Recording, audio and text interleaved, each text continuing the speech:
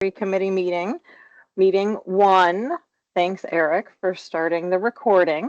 This RAC meeting is being recorded, so we record and post all of our Rules Advisory Committee meetings across our grant programs for the agency. So we're really grateful to all of you for taking time to go through this rules review and update process with us. It's been about 4.5 almost 5 years since we last updated the water acquisition grant program rules. So we're not expecting incredibly extensive updates, but definitely have already flagged some items that we would love your feedback on, and have a running list of some other topics that we'll walk through with you. So let's kick it off. We're going to ask everyone to do intros. So I'll start with RAC members, then I'll move to OWEB staff, and then Danny will have you introduce yourself as an observer or public commenter.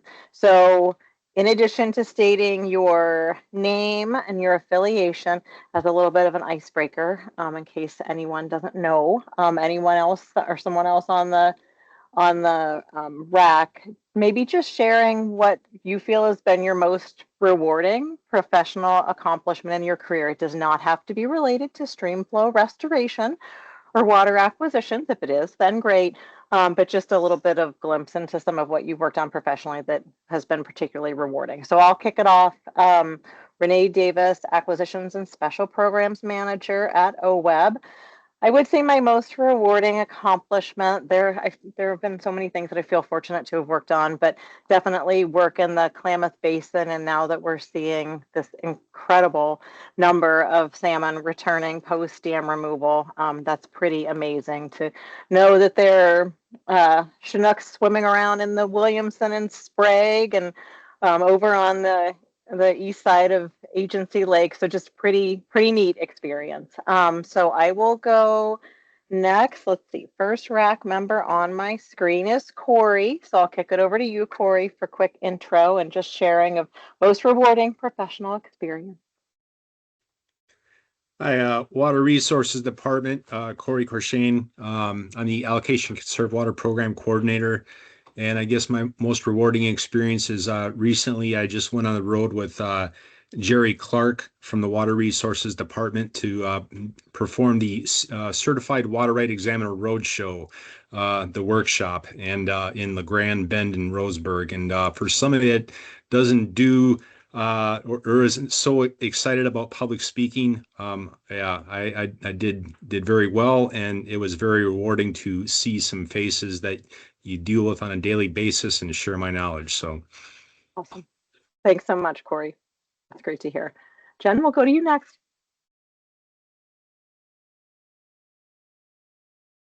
Good afternoon, Jen Hubert. I'm Senior Program Manager with the Deschutes River Conservancy. I'm sitting in for Kate Fitzpatrick, who's our Executive Director. And I think my most rewarding experience, I'd have to say, it's just mentor. I've been doing this for a long time, for 20 years or so. And I think my most rewarding experience is actually mentoring the people who are going to replace us who've been here for a long time. So, yeah. That's great. Thank you, Jen. It's good to have you here. Jessica, we'll go to you next. Okay, good afternoon. My name is Jessica Humphreys. I'm the Oregon Flow Restoration Director for Trout Unlimited. And I would say recently, one of my most proud accomplishments, or what I'm proud to have been involved in, is helping to establish and reestablish funding and capacity for flow restoration work in some different basins, including the Rogue Basin and the John Day. It's just important that we have capacity in different areas to do this work, and I think those have been good additions to the portfolio of focus areas recently. Great. Thanks, Jess. Steve. Yeah, hi everybody. I'm Steve Perrett with the Department of Environmental Quality. I work in our Integrated Water Resource Program. success of my career, I made it all the way to Stockholm, Sweden for World Water Week, and my employer at the time paid for it. I thought that was a big success. Nice. Thanks, Steve. All right, let's go to Shyla next. All right. Shyla Olson. I'm the district manager for Wasco County Soil and Water Conservation District based in the Dalles. And I don't know that I have like one specific professional accomplishment, but I feel just blessed to be working in Wasco County. I was born and raised here. And so I really just enjoy, making connections with the local people, with the landscape, and trying to find programs that work for people. Great. Thanks, Shyla. You bet. Hey, Kaylin, go ahead. Hi, everyone. I'm Kaylin Barter. I'm an attorney with the law firm of Culp and Kelly LLP. I'm participating in this RAC on behalf of my client, Environmental Defense Fund, and also just bringing to the space experience previously related to stream flow restoration and to working with agricultural landowners. I think I'm gonna maybe pile on and just say it's really cool to be able to work in this type of environment where you look around and you see all these familiar faces and get to work, especially on a program like this, where it's figuring out how do we allocate money to make the good work that we all want to see happen. Thank you, Kaylin. And April, hooray, you're here. We're happy to have you. Do you want to go ahead, introduce yourself, give your affiliation, and then share what you feel is one of the more rewarding accomplishments in your professional career? Sure. April Snell, I'm the Executive Director of the Oregon Water Resources Congress. We work with irrigation districts and similar agricultural water suppliers around the state. I think one of the things I'm very proud of is that 3 years ago, we created a 501c3 foundation that its primary purpose right now is to award scholarships to undergraduate and graduate level students who want to pursue careers related to water and agriculture. And I think, as we all know, we need to encourage the next generation of folks who want to get into the water industry. And so I'm very proud that we've been able to do that. And this is now our 3rd year of giving. Awesome. Thanks, April.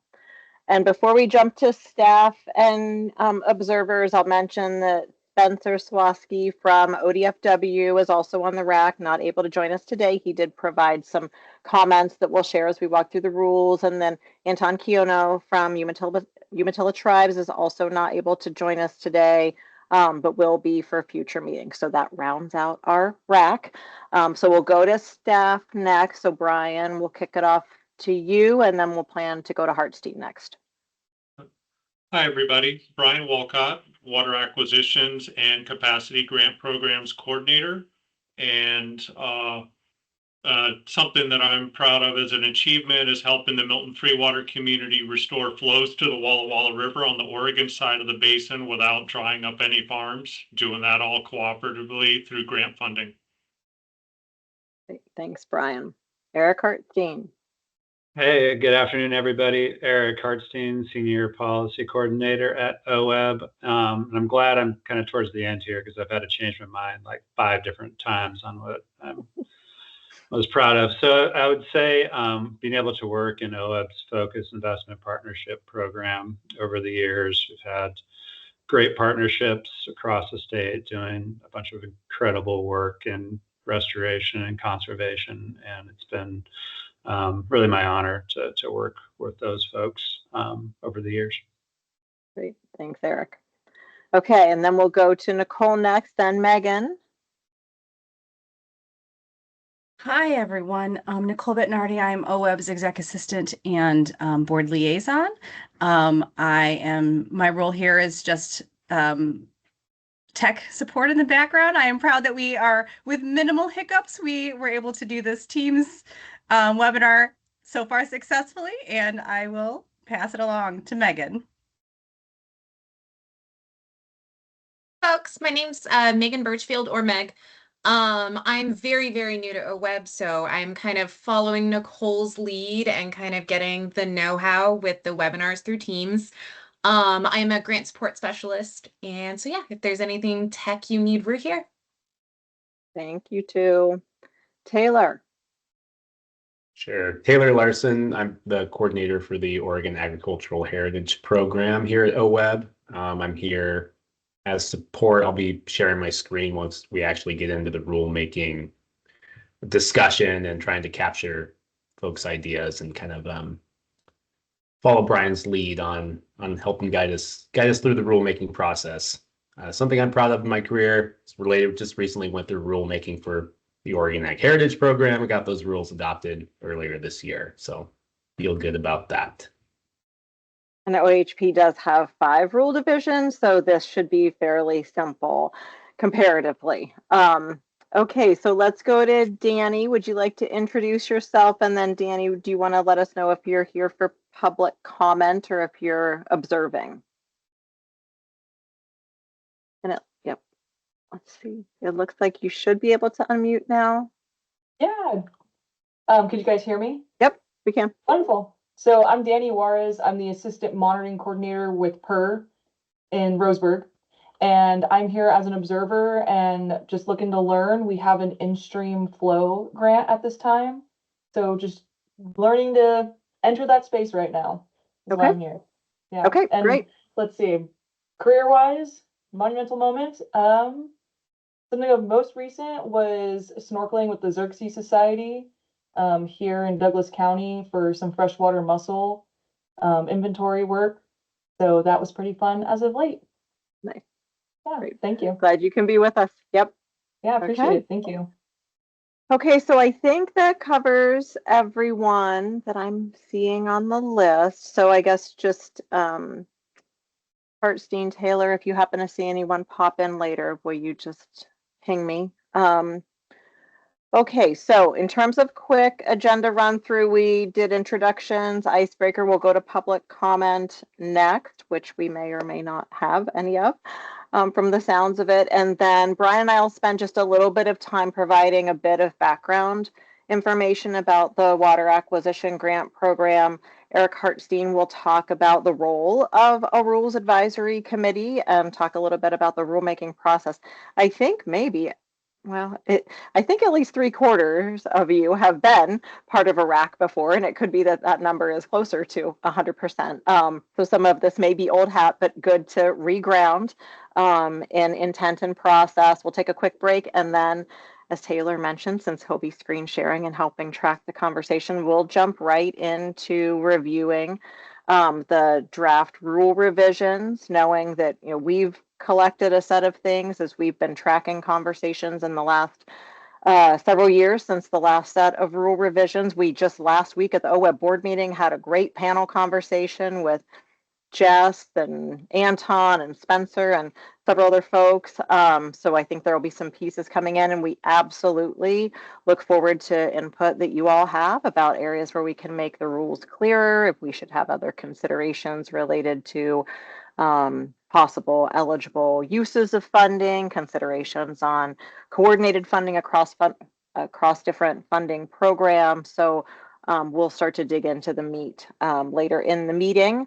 And then we'll hold a little bit of time for just kind of quick summary of where we are leaving off, kind of what's coming up with the next meeting, and then any other suggestions that folks want to get on the table for subsequent RAC discussion. So I think with that, Hartstein, I'll turn it over to, well, any questions about the agenda? Okay, seeing none. Eric Hartstein, I'll hand it over to you for public comment. And maybe you can just talk a little bit about how we typically handle the public comment process. Yeah, this might be pretty quick. We accept both verbal and written comment for our RAC meetings. If we do receive written comments, that is usually due a day or so before the RAC meetings. If we do get those public comments submitted in written format, we will forward those along to the RAC members, so you have them in advance of the meeting. And we also, of course, accept verbal comments. It sounds like, Danny, you did not want to provide public comment at this meeting, which is great. I don't see any other attendees here, so I think public comment period is closed. Okay, well, thanks for getting us back on time, Eric Hartstein. So we'll jump briefly into just a bit of program background. I'll start, and I'm actually, hopefully this will work. I'm going to share my screen just for, I think this is the right screen. So maybe, Brian, are you seeing Measure 76 Lottery Fund slide? Okay, Yes. Great. So just a little bit of grounding, and we've been doing this more recently with the OWEB board too, as we're talking about different programs, just some of the core intent behind those programs as it connects back to different fund sources. So this was a slide that we put together as we talked through the various land and water transaction programs with our board about a year and a half ago. But a really core piece for water acquisitions is one, the connection back to the constitutional language that provided the authorization for first ballot measure 66, then measure 76, when the funding was made permanent. So those dedicated lottery funds that come to OWEB for grant funding distribution. So you'll specifically see constitutional language here, the section 4B sub 1 that speaks to securing long-term protection for land and water that provides significant habitat for native fish and wildlife. So it's a core piece of what OWEB as an agency was built to do by way of grant making. And that has translated into a water acquisitions grant program.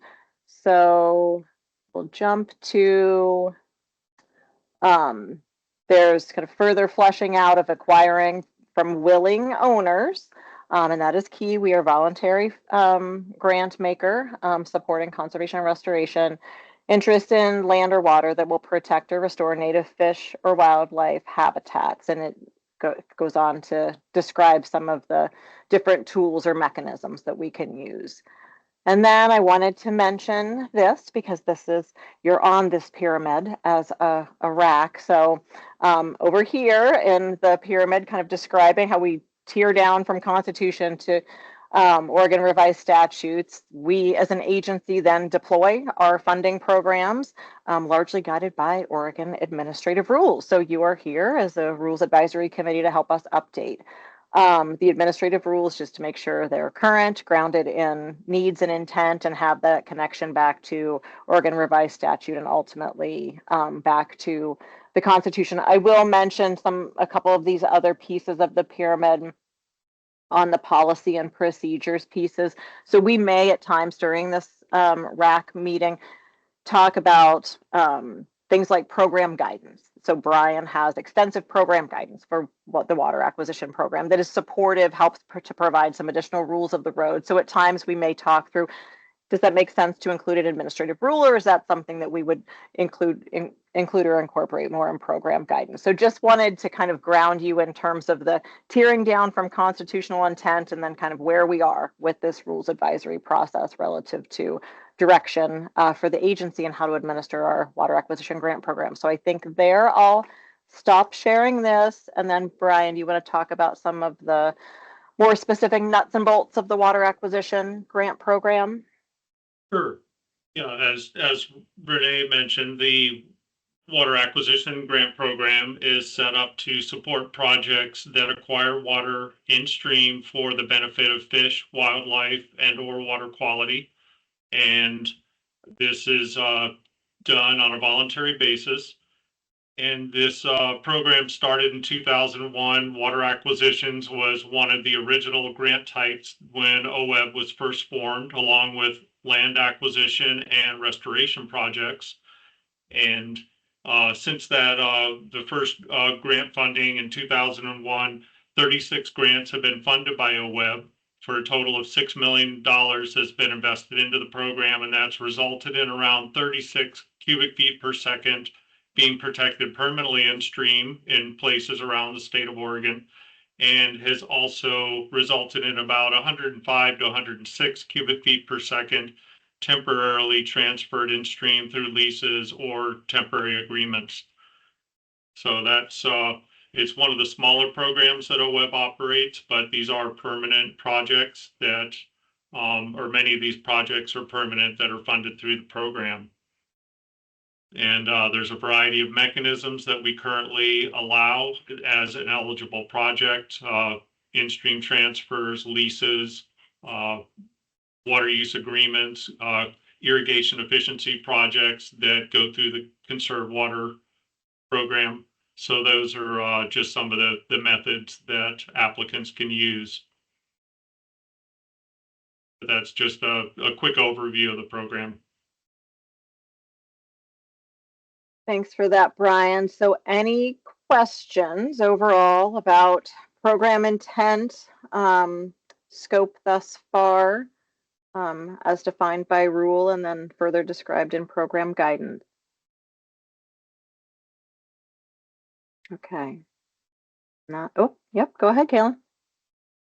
Thanks, Renee. One of the things I'm starting to think about with the way that Water Resources Department is starting to structure groundwater allocation rules and recognizing the hydrologic connectivity of stream flows and groundwater.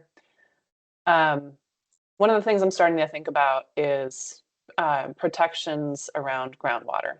And as I understand it, and I'm not in the rule processes over at Water Resources Department, but sounds like there's been some similar, at least tidbits of conversation around that, and that there's maybe been a decision to not tackle those at this point, any sort of protections for groundwater. But I'm in looking at the statute that authorizes the Water Conservation Fund, it doesn't necessarily it's not just restricted to stream flows and to surface waters. And I'm curious whether there's been any conversation so far at OWEB or between the sister agencies around crafting rules that might allow additional flexibility down the road, or that might allow additional flexibility now that we have a different rule landscape over at the Water Resources Department. And I know that's a lot to throw into the hopper at this moment, but it's just something that I've been trying to chew on. Yeah, thanks, Kaylin, for flagging that. So Brian and I have been in recent conversations about exactly this topic, and there is reference to increase, and Brian, you can correct any inaccuracies that I share as I'm paraphrasing, but improved stream flows for the water acquisition grant program. So as we've been thinking about that, it definitely relates to surface water, groundwater connections.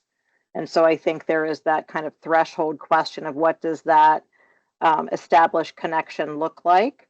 I certainly think that there may be instances where, based on available data that we do or don't have, we may or may not understand some of those surface water, groundwater connections, but that I would say has been kind of the threshold question thus far.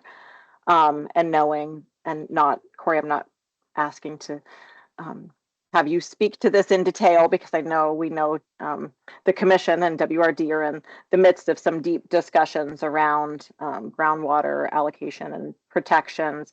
But I think keeping an eye to that as things are playing out and becoming clearer from a Water Resources Department perspective around, I think, one, understanding the science, and then understanding kind of what is the connection to that regulatory nexus for some of the protection piece of it that would be part of the expectation with this program is around kind of protectable water.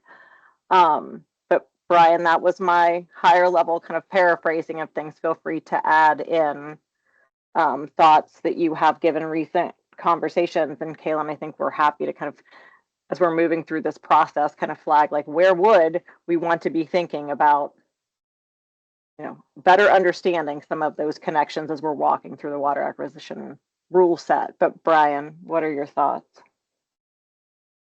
Yeah, just as Renee said, it's going to come down to being able to verify that there's a connection between the groundwater and surface water and an ability for that to be protectable.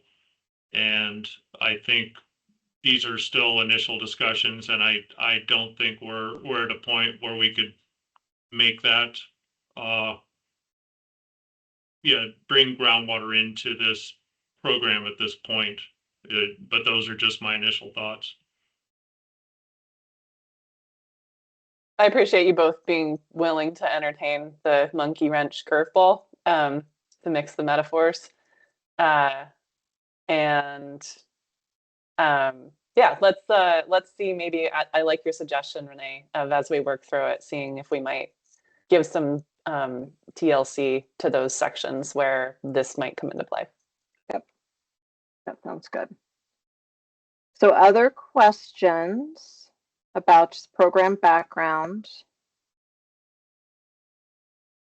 Okay, and seeing that, and I probably should have described roles for folks. So Hartstein, before I turn it over to you. So Eric Hartstein is here as our administrative rule guru. He's OWEB's rules coordinator and will make sure that we are following all expected procedures, and I'm sure giving some historic insights and institutional knowledge about, well, why does it say this in the rule set, since he's shepherded through a few of these now.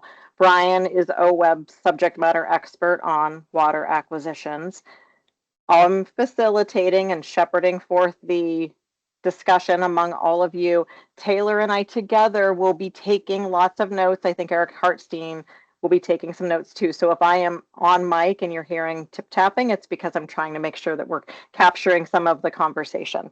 And then Nicole and Meg described that they're here as our tech gurus as we're figuring out this new functionality. So just so that you're clear on kind of who's doing what, and it may help to know that if it's more of a subject matter question about instruments, it's going to be Brian answering it, not Eric Hartstein, or some, you know, just understanding that we have different roles and strengths as we're working through this process. So I think with that, Eric, you want to talk a little bit about the role of the RAC and rulemaking process? Sure thing. Okay, just got a few slides here I'm pulling up. Everybody see that okay? Okay, got thumbs up. So just a little bit of background on the rulemaking process here at OWEB. So real basic, what is an Oregon administrative rule? So these are developed by agencies and boards and commissions to implement and interpret their statutory authority as agencies. So we file these with the Oregon Secretary of State, and they are available for viewing online for anybody who wants to take a peek. I got a little screenshot here of the water acquisition grants administrative rules. This is a formal process, agency rulemaking. It often includes either board or commission initiating the rulemaking process, which happened back in July with the OWEB board approving this rulemaking for water acquisitions. And then we develop a rulemaking advisory committee, or the RAC, to discuss any of the potential changes, revisions, any new rules that we might want to include in the division. So we include, as we've heard earlier, public comment periods throughout the RAC process, and then we have a formal public comment periods when we get to those final draft rules, which I'll get to that timeline here in a little bit. After that, we have, or even during the process, at times we'll have our Department of Justice counsel make sure that what we're coming up with passes legal muster. And once we have everything in place, we bring to the OWEB board for approval. So really, when we combine this with statute and the Constitution, the administrative rules are really at the heart of what we do as an agency. And rulemaking is a really important process in driving that an agency policy, in this case, grant making. So how does OWEB use administrative rules? Few things. We use them for our solicitation of grants. Really important. The next one, the process for evaluating and funding grants. Expect we'll spend a fair amount of time on the evaluation criteria when we get to that section during the RAC meetings. And also grant administration requirements. That'll be both for grantees and for the agency. Question we sometimes get is, do we have separate administrative rules for all of OWEB's grant programs? And the answer is sort of a qualified yes. We have separate divisions for our restoration, engagement, technical assistance, land acquisition. Taylor mentioned the Oregon Agricultural Heritage Program. Focus Investment Partnership, we have separate divisions for all of those. Occasionally we have a grant program that might fit into either one of those, or maybe it isn't an excellent fit into one of the existing divisions.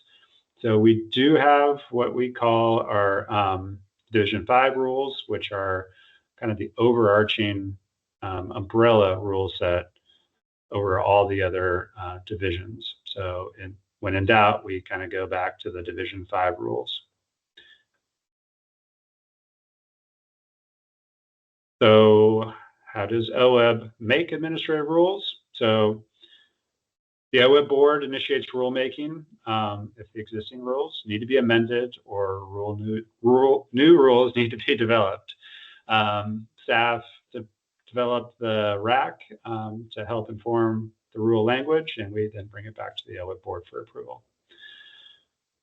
So what does the RAC do? So you all serve as an advisory body to OWEB with the role of providing advice and framing policy choices to the agency. And ultimately, OWEB retains the rulemaking authority, but we really do strive for consensus when we're working with the RAC. You know, that we don't have there's not a voting process in place here, but as we go through, we want to make sure we have kind of all voices heard around the table. One thing that's important that statute requires us to do is to seek RAC recommendations on whether proposed rule changes will have a fiscal impact and what the extent of that impact will be, and if it will have adverse impact on small businesses.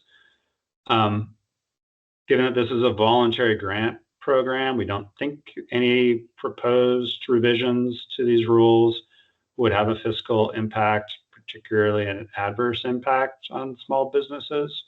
But please keep this in mind during our discussions, and we'll kind of come back to that towards the end as well.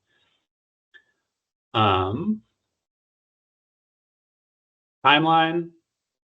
So we're kicking off our RAC meetings now in October, or actually November. We'll be then running it through probably at the latest March. We put a little bit of buffer in there just in case, but hopefully it'll be done well before March. So we expect to provide a progress update to the board in January. And then by May, we'll have hopefully a pretty close to final draft, which we'll be sending out for notice both in the Secretary of State's bulletin, and we also make sure to notify tribes and relevant legislators, as well as we put out a gov delivery notice for everybody that subscribes to that. So we have that formal public comment period will happen in that same month of May.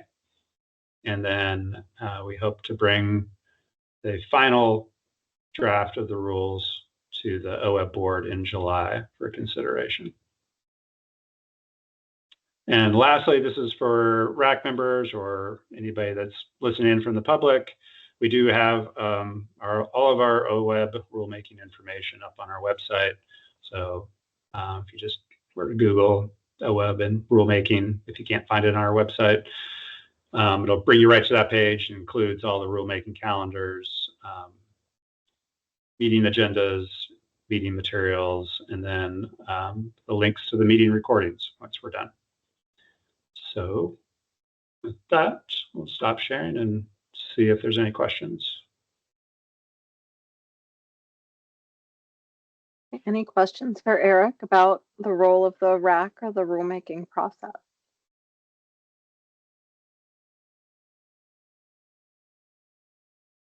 Okay.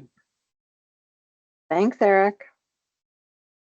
I'm going to do a time check because we're ahead of schedule. And my guess is maybe folks are not quite ready for a break, but I'm open to having us take a break. We definitely want to give you a little bit of breathing room. But what I'm wondering is if maybe we can talk a little bit about kind of at a high level, the game plan for walking through the rules, some of our requests to each of you as representing different affected parties as part of the rulemaking process. And maybe we could share a few of the other kind of potential ideas or discussion topics. Kaylin did a great job teeing one up already. We can share some of the ones we've thought of, and it might be helpful if you're coming in with ideas of, hey, maybe it would be good for us to talk about this particular topic theme. We could capture some of that before we start the walkthrough. So maybe are folks comfortable with us not taking a break quite yet and just kind of getting oriented to some of the subject matter? Okay. All right, so we will at some point have Taylor pull up the rules. We'll be walking through those. We won't be able to see one another very well. There are a few things we already have done in flagging. Hey, it would be good to talk about this or that. Some are more kind of nuts and bolts. For example, we as staff will be keeping an eye on when OWEB is referenced. Sometimes that means OWEB the board. Sometimes that means OWEB the agency. So making clear roles. Just if there are other issues, for example, we have an incorrect statutory reference to the conservation easement statute, some nuts and bolts, things like that. But then bigger topics around, can we more explicitly recognize some of what was mentioned earlier around irrigation efficiency or irrigation modernization? Since if those result in protectable in-stream flows, can we talk about kind of the mechanics that we use to fund projects like that through water acquisitions? Is the rule set well reflective? I would say for those of you who are on the ground practitioners, please be thinking about as you have planned and implemented and subsequently monitored water acquisition projects. What is and isn't working? Do you have suggestions for us? And certainly that applies to administrative rule, but even if there are things that we could capture differently in program guidance.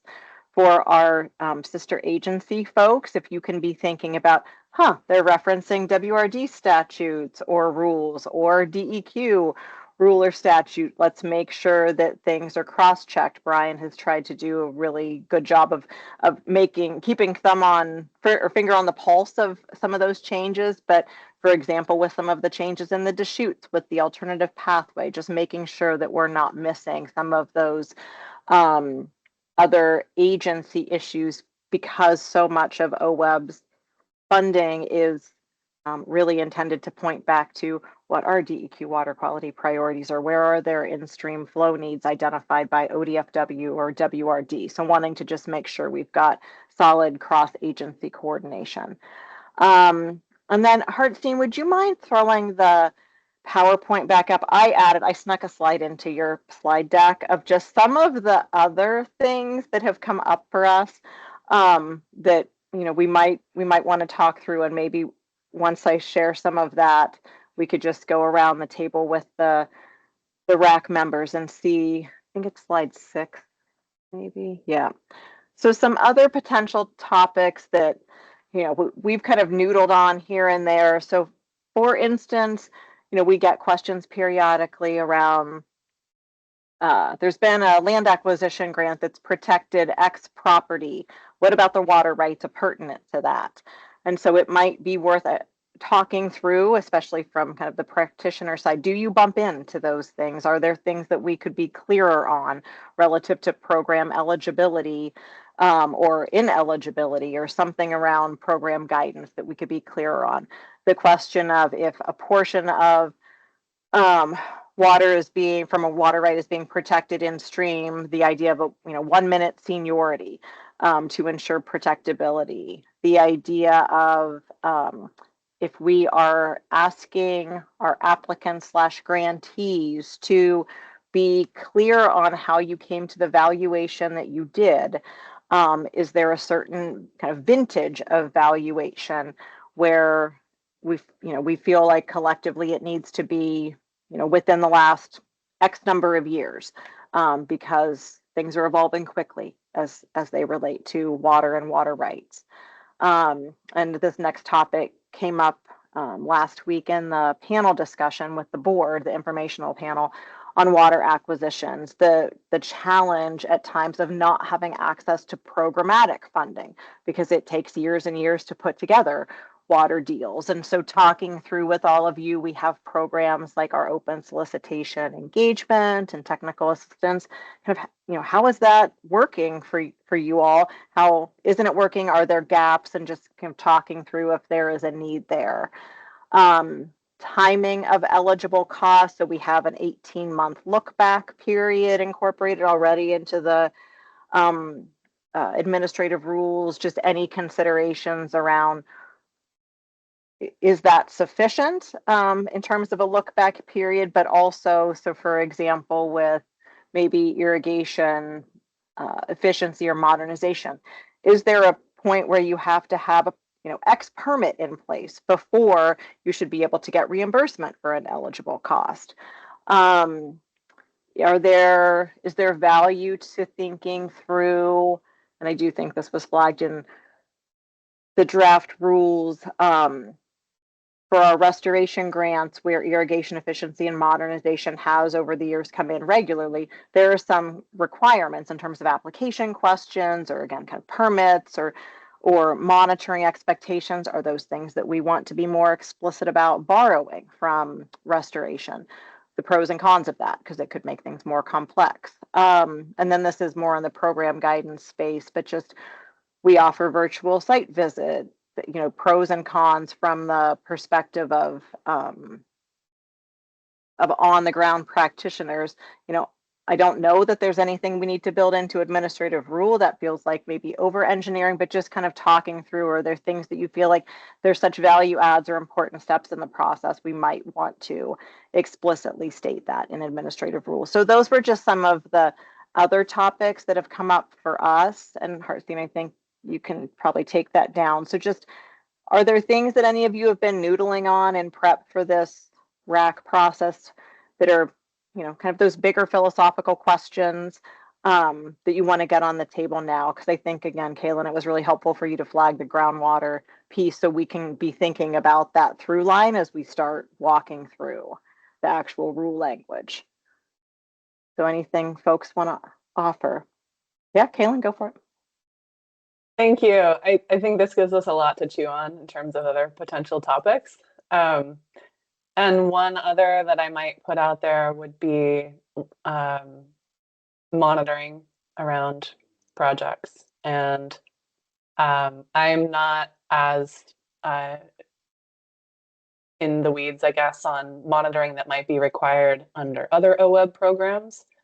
But certainly there's sometimes when monitoring for a certain type of water acquisition is a little bit, it's like you're in a parallel universe where you're like, okay, here's the picture of the dry ground. for the next 5 years, it's still dry.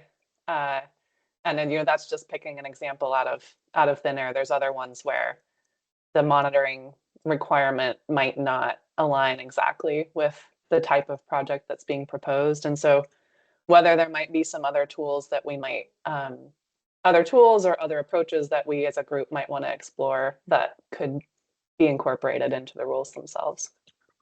Great. Thank you for that. Jen, go ahead. Yeah, I think that just the foundation that you've just set was super helpful. And I agree with a lot of what Kaylin has mentioned as well. I think one thing that I think could be super helpful, at least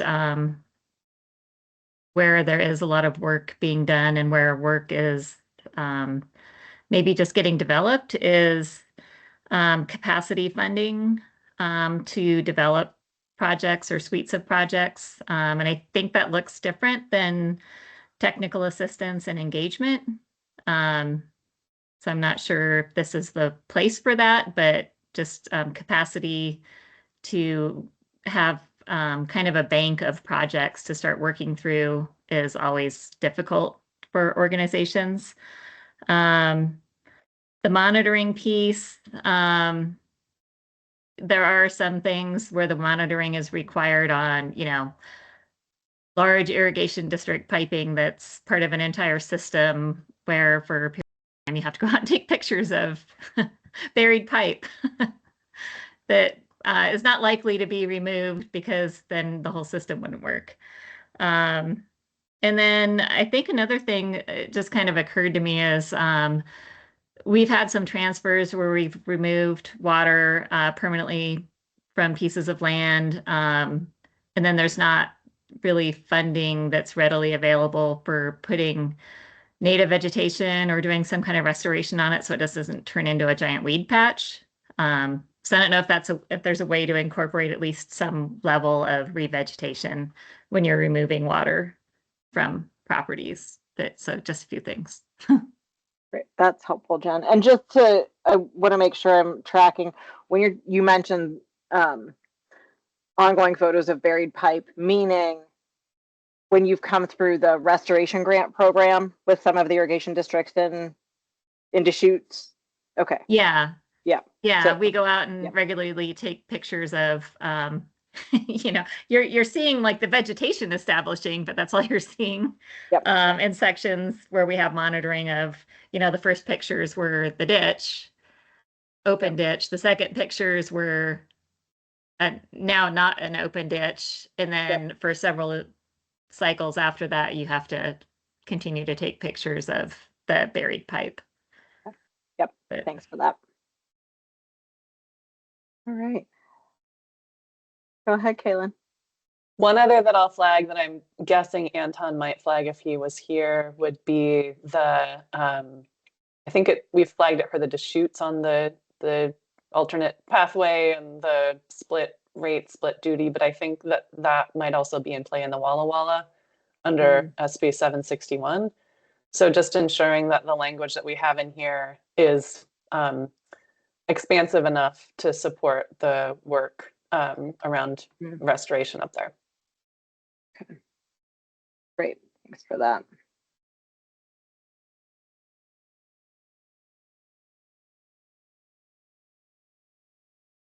All right, I'm not going to put anyone specifically on the spot, but just practitioners. I know we've got a few other practitioners on the RAC, so anything else popping to mind? Yeah, I would just follow on a couple of those monitoring remarks. I was chatting with Drake, who's our FAST program coordinator here. And so FAST is kind of a unique program I know some of you are familiar with, where we're just doing sort of annual payments to offset, irrigators to shut off their water during critical alert times. And so sometimes that doesn't always fit in the box with some of the monitoring questions of a longer term lease. And so he was kind of brainstorming, that maybe, and it might look different for different types of projects, but there might be kind of a series of questions for monitoring where you might omit some if you're if they don't apply. And so I know we've done a lot of like creative explaining on some of our monitoring reports. And so, I don't know if there's room to just sort of tweak and improve that process moving forward. But I would definitely just throw another vote in for monitoring refinement. Great. Thank you, Shyla. And You're thanks for welcome. having that conversation in advance. Yeah, Jen, go ahead. There we go. I did have one other additional comment on using this program for the in-stream leases. We have a really robust in-stream lease program in the Deschutes Basin with about 76 CFS in-stream each year.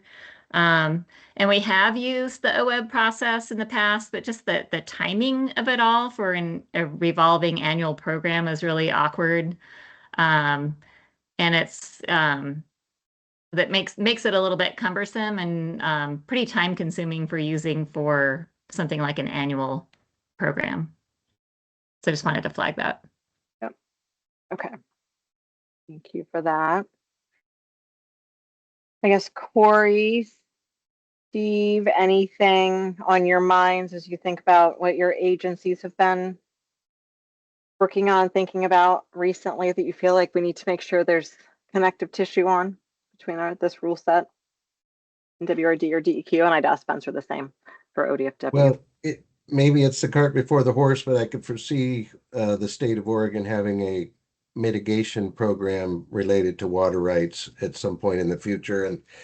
And we'd want this fund to be able to accept the mitigation dollars. And then but the question I think comes up is, if there's match funding, how would you divide up the mitigation credits and that sort of thing? But I suppose the mitigation program would need to form first and then amend these rules to catch up with that. But as we're looking at them, we might think about, is there something here that would prevent it, from being a good avenue for mitigation funds?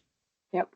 Thanks for flagging that. And we also have our OWEB mitigation policy expert on with us in the form of Eric Hartstein. So yeah, that's a great flag, Steve. Thank you for that. All right, let's see. So Kaylin, yeah, go ahead, Steve. Oh, that was an old hand. Okay. All right, so Kaylin, you shared some of the kind of bigger philosophical programmatic. April, feel free to chime in if you have anything on. I know you've been thinking about these issues for years at kind of the statewide level. So happy to add anything to the list that anyone else has. All right. Oh, go ahead, April. Yeah, apologies. Of course, as is typical fashion, the leaf blower wanted to come by just when I could have talked earlier. But I just want to say I'm listening and I'm kind of absorbing and reflecting some of the comments that have been made by other RAC members. And I think it's important from the irrigated agriculture space to incentivize the behavior that we would like to see and not make things more complicated than they already are. And that's both for irrigation districts and the patrons they serve.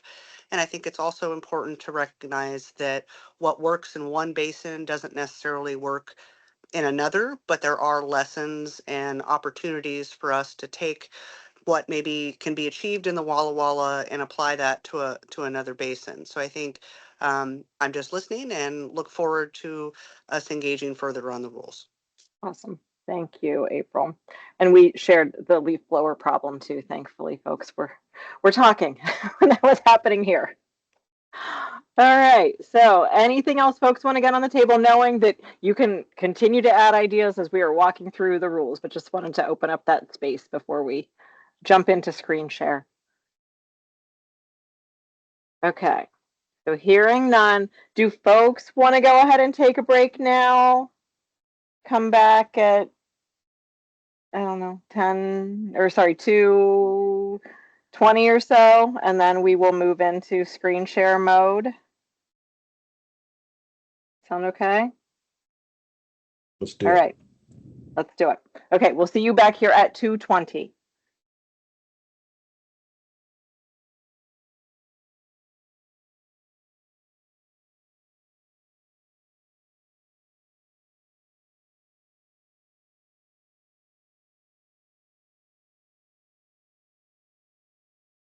Welcome back, folks.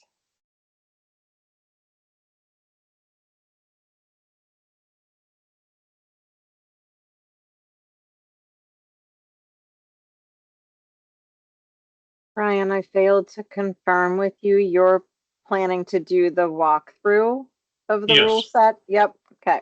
Thank you. Yeah. All right. So, and there's Taylor. Okay. So I think we have critical mass of folks. So let's dive into the draft revisions that we sent to all of you and posted online. I think it was last week when materials were posted. So in terms of process, Taylor will screen share and Brian will walk us through the rules, and Taylor perfected this with the Oregon Ag Heritage Program rulemaking. He will be capturing comments in that Word document via the comment tool on topics that you all are flagging for. Would be good to think through revision to this language, maybe adding in particular content. We will not be making inline red line changes unless it is truly something like basic typo, grammar, things like that, because things get messy quickly as we're doing markup. So capturing things in comments, and then we'll use that as the kind of the running document capturing feedback and then subsequent revisions that, you know, with your guidance and feedback, we go back in between meetings and start working through things.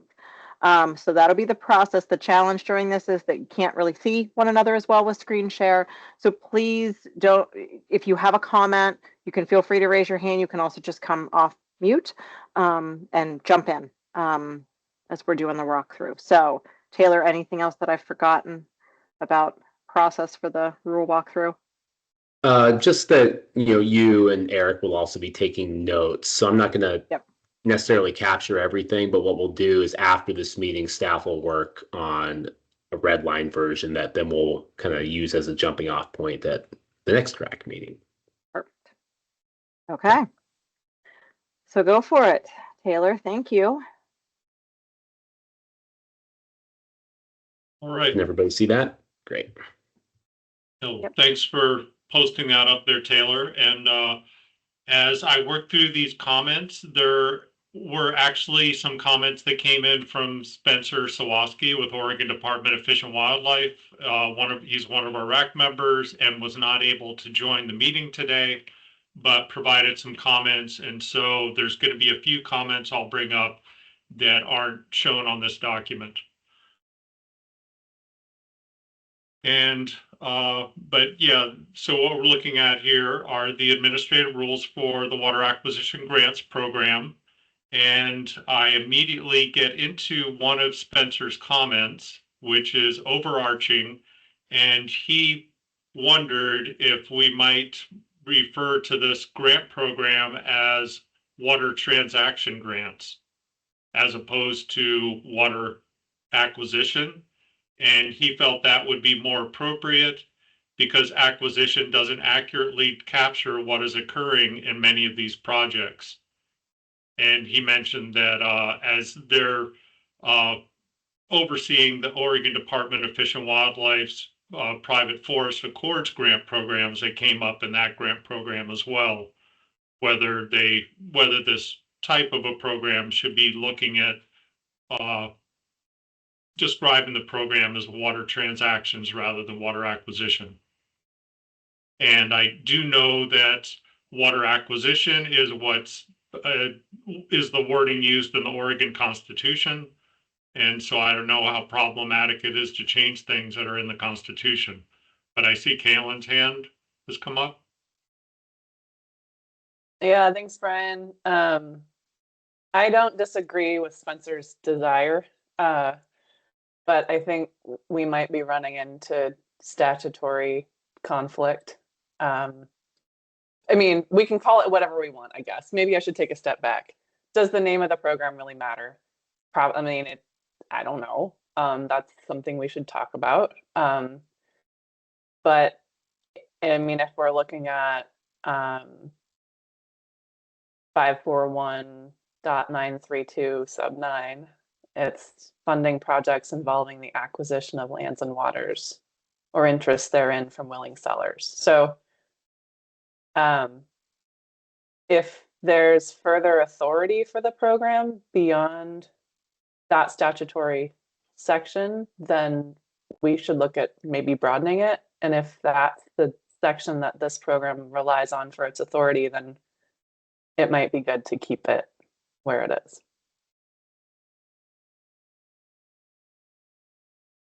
Thanks, Caitlin.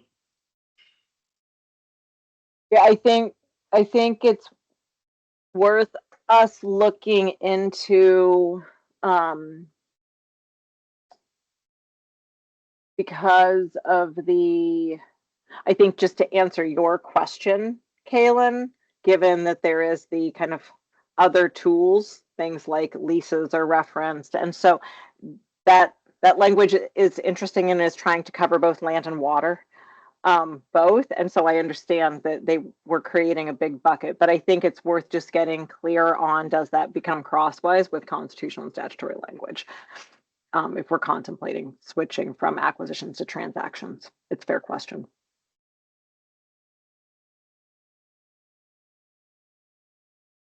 And I think the statute and the Constitution both are talking about acquisition of interests in water, which a lease or even a contractual agreement would still qualify as an interest in water.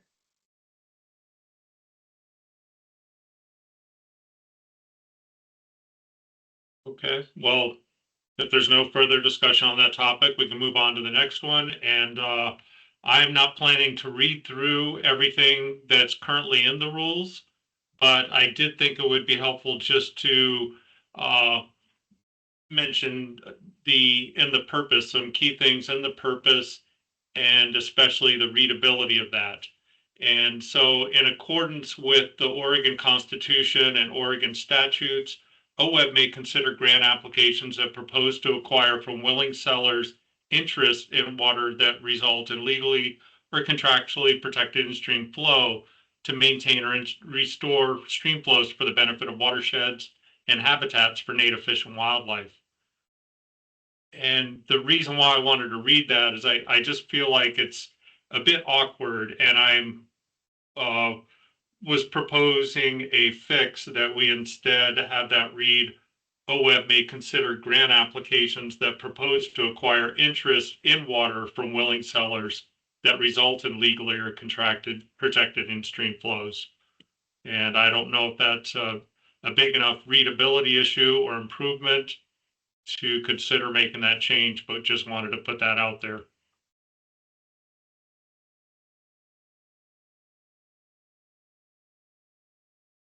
Yes, Steve?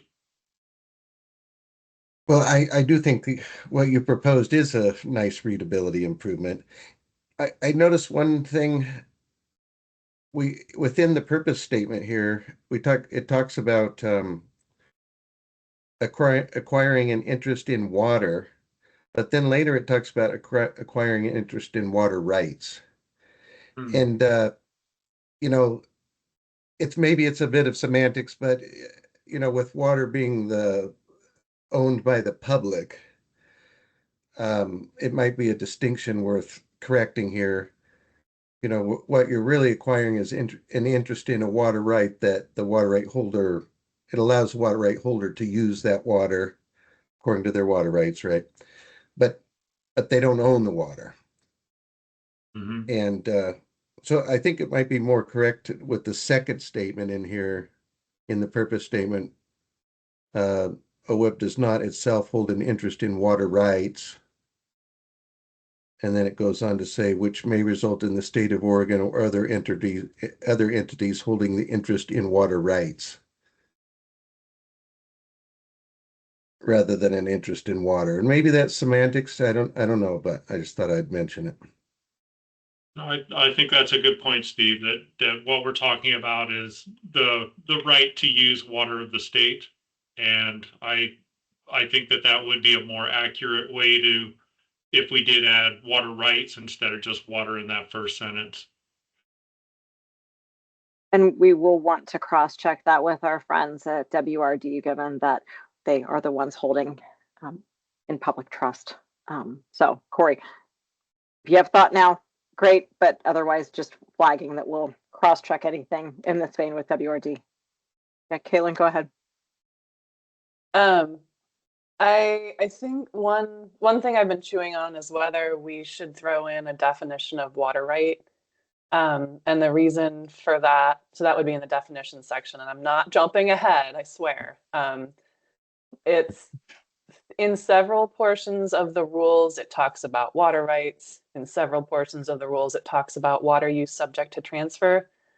And I think we might just save ourselves a lot of headache and drafting challenges by defining a water right as something maybe in cooperation with Corey's agency that checks the boxes, or we could reference, you know, a statutory provision that is in, you know, chapter Water Resources Department's chapters to see. I think if you look through, you'll see some inconsistency here, and I can see if you're trying to encounter these for the first time, you might be like, well, which one is it? A water right or a water use subject to transfer?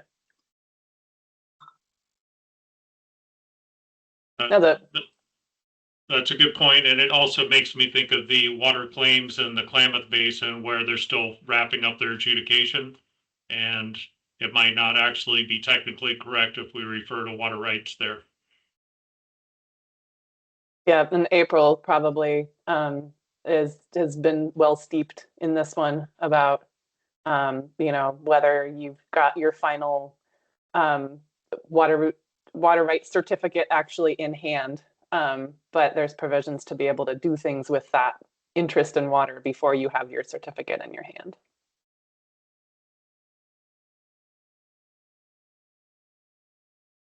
Yeah, and I'll just jump in.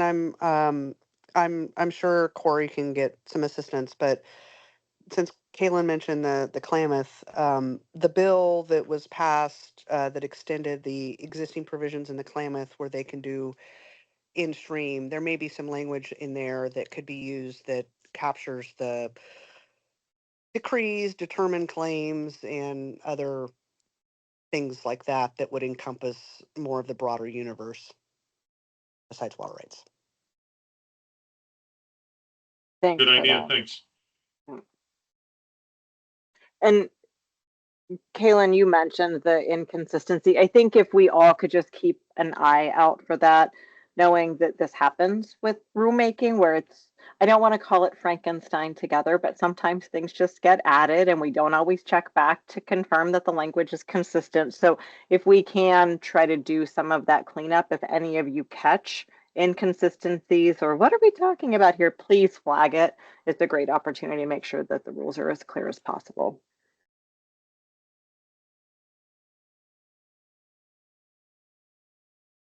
Great, thank you. Yeah, so the next comment is in the definitions, and that's where we're Hey, Brian. Oh, sorry. Yes. Before we jump, I want to flag going back to what Kaylin mentioned early on about groundwater purposes, the first place where I think this comes up, because that is where we talk about in-stream flow that's legally or contractually protected. So just, I think if we can, we'll put a little pin in those sections of the rule where that would pop so we don't lose it.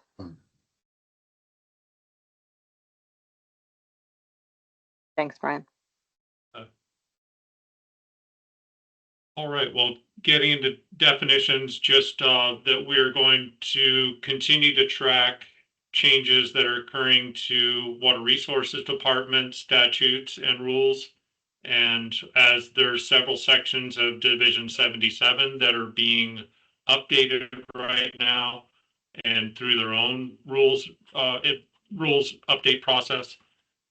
And I know a lot of that is around trying to streamline the transfer process, but there have been some other actions that might be more related, as we've heard from both Kaylin And Spencer mentioned it too with split season leases and how we want to make sure our definitions align with those. But I just wanted to put it out there if whether Steve or Corey have seen anything occurring so far with rule changes at their agencies that we need to be aware of and track closely.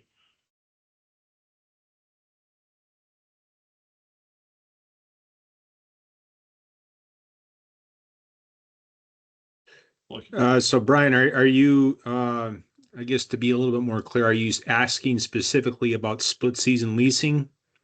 Yeah, split season leasing or other things that might directly interact with the OWEB water acquisition program and our definitions. And I'm not quite sure what your timetable is for your department getting through the Division 77 rulemaking. Yeah, to my knowledge, I think they just wrapped up Division 77 last week, and they're currently working on revisions. So the timetable beyond the revisions that are taking place this week, I'm not sure about that. But anything related to Division 77, I would probably have to have discussions with Sarah Henderson because that's kind of outside of my purview. Okay, thanks. Yeah, and I mean, this will certainly have a series of meetings and we can make adjustments in the next few months if necessary. And April, I see your hand up.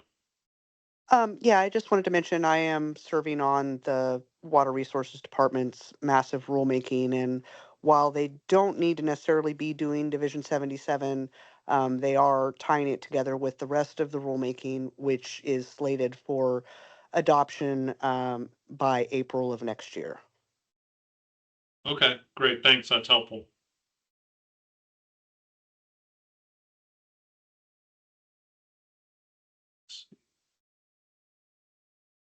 Not seeing any other comments on that topic.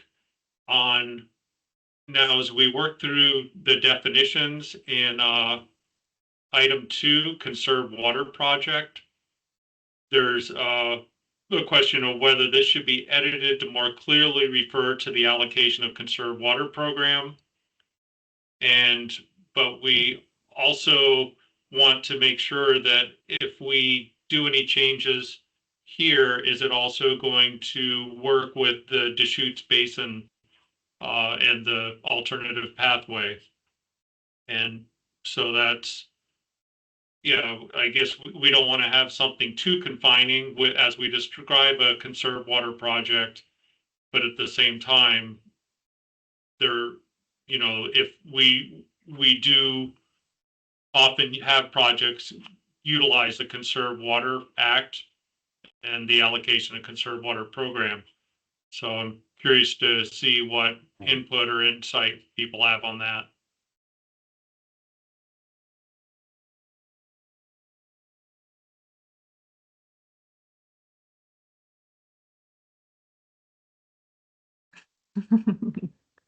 Go ahead, Corey. Corey?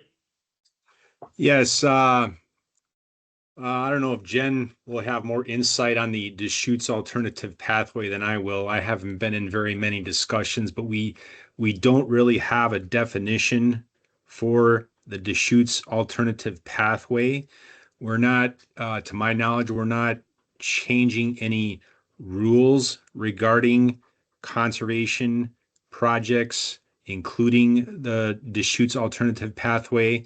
The alternative pathway is just essentially it's in memo right now.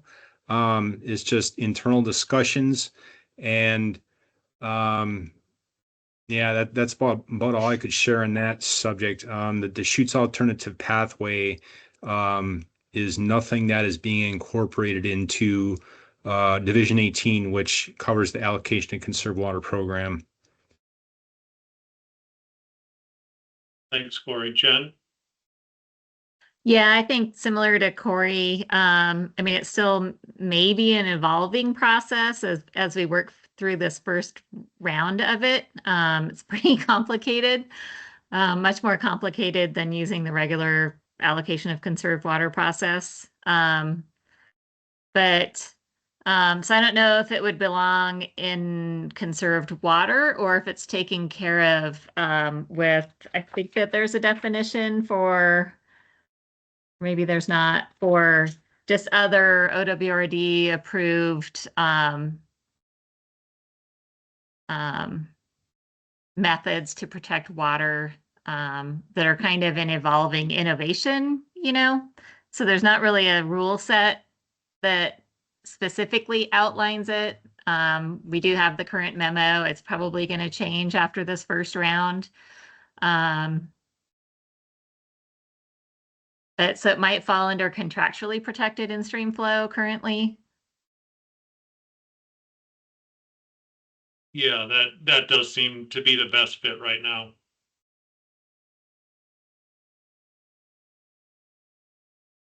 April, I see your hand. Apologies, I got the leaf blower.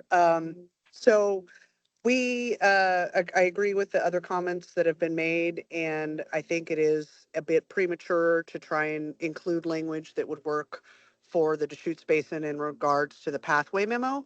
But I do support language about contractually protected or water use agreements or other language that outside of the Deschutes has been used in some of the funding programs that Water Resources Department has and things of that nature. Great, thank you. But sounds like, from what I've heard, that we can leave that conserved water project item 2 as it is, and we have the contractually protected in-stream flow in number 3 that can cover that type, the Deschutes alternative pathway.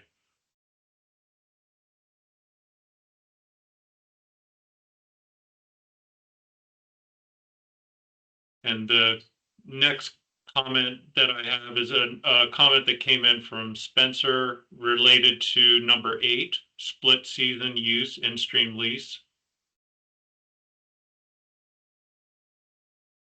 And Spencer thought with the recent Walla Walla focus legislation, which will allow concurrent use of on-farm, out-of-stream water use and in-stream use, that it might be appropriate to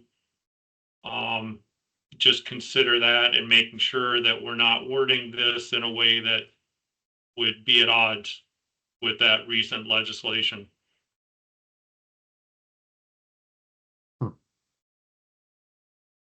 Kaylin, go ahead. Yeah, I was gonna flag this one too. I'm glad Spencer did it. I think we can either take out the season or make it longer, like make this definition longer to incorporate both things. Because we not only now have our split season leases, but we're gonna have our split rate, split duty leases as well. So yeah, that'd be a good cleanup.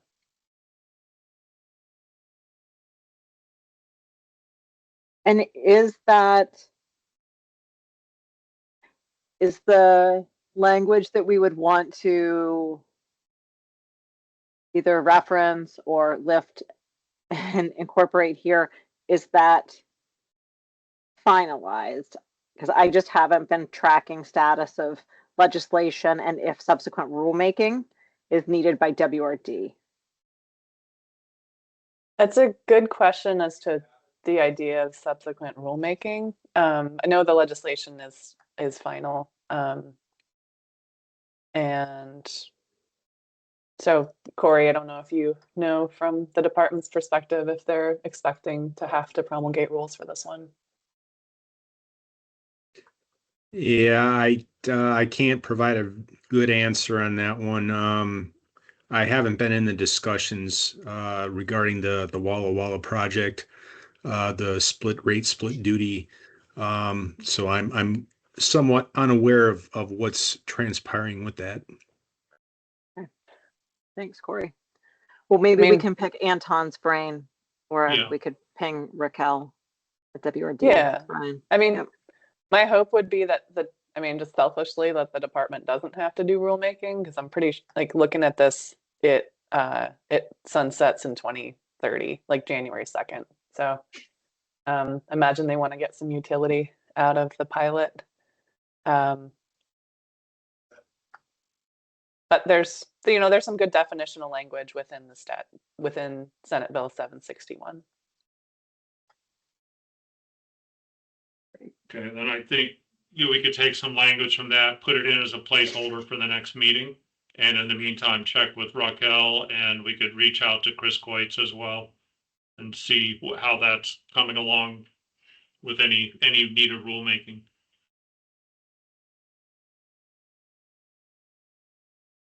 Jen, go ahead. Yeah, I guess that kind of made me think also about we have a water bank legislation from this last session too. It's House Bill 3806 that has an 8-year sunset, but it also kind of includes a split rate, split duty option that would allow some water to go in stream through that split rate option. That's a good point. So yeah, we want to make sure that we don't want to be basin specific, but just consider having a split duty, split rate in-stream lease option, that we add that into that part of the rules. Yeah, and I think it might not necessarily fall under like in-stream leases because the current rules don't allow for split rate split duty, just for what we have here under 8.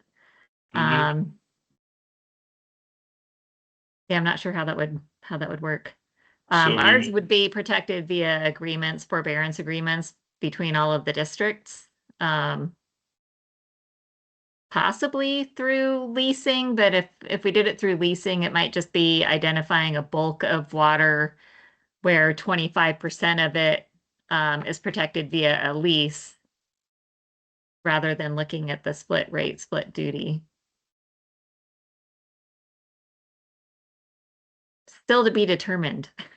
Okay. We're working that stuff out currently, so with our charter and then our annual operating plan, which we might not have any of that actually ready until 2027. And Jen, I guess I would ask the same question, and the hope I think that others expressed is maybe forgetting now, what was that? 761, is that the other bill? Mhm. The hope is maybe rulemaking is rulemaking required for what you're doing with the water bank? I don't believe so. No. Okay. Okay, thanks for that. Sorry, Steve, to jump in line. Go ahead. I was just going to suggest that create a new definition for those other things rather than try to meld it on to the end of this one. This one's pretty good as it is, and it is one tool. Create a new definition for that other stuff that you'll be able to do a better job with the definition rather than adding it here, I think. Yeah, I agree with that.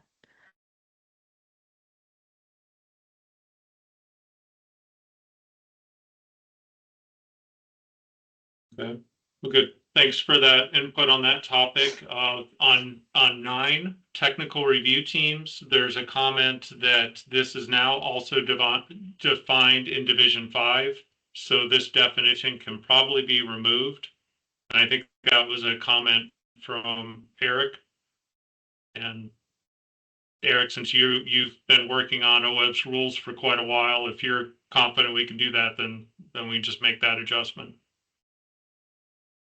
Yeah, that's just something that we kind of have an eye to as we go through these rules, and all of our rule sets is try to eliminate any redundancies and try to get people to refer to Division 5 in addition to this division and others. And just for the group and for myself, just to be clear, Division 5 is an overarching rule set for all of OEB's grant programs? Correct. Okay, thanks. Yeah, and we might, having said that, it might make sense to call it out. Oh, we do already in the purpose section. We do reference the Division 5 and talk about if there's any conflicts between these two divisions, that this division will take precedence.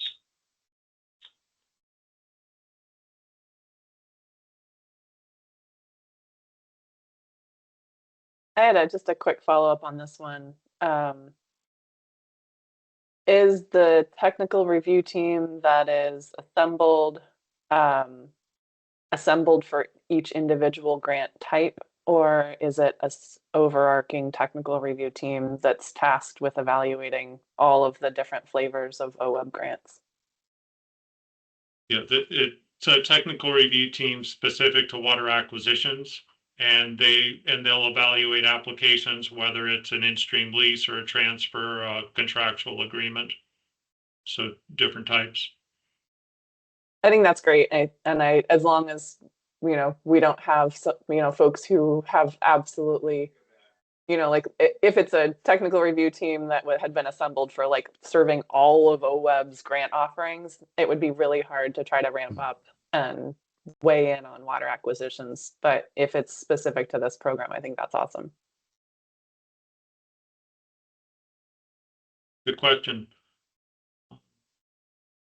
Yeah, and then the working down through the comments, the next comment that came in is in the eligibility section. Hey, Brian. Yes. Before we move on to eligibility, I just want to reiterate, and I think this has been said a few times, but it's probably especially important for definitions. We're going to go back through these as we go forward with the RAC meetings. We're going to come back with the red line version at the second RAC meeting that will include the changes that we've been making in the purpose and in definitions. And then we're going to go back again, I'm sure, in future RAC meetings. So don't feel like we're just going to go by the definitions right now and then we won't ever return to them again. But I'm sure we'll probably be going back to definitions, maybe even at every RAC meeting.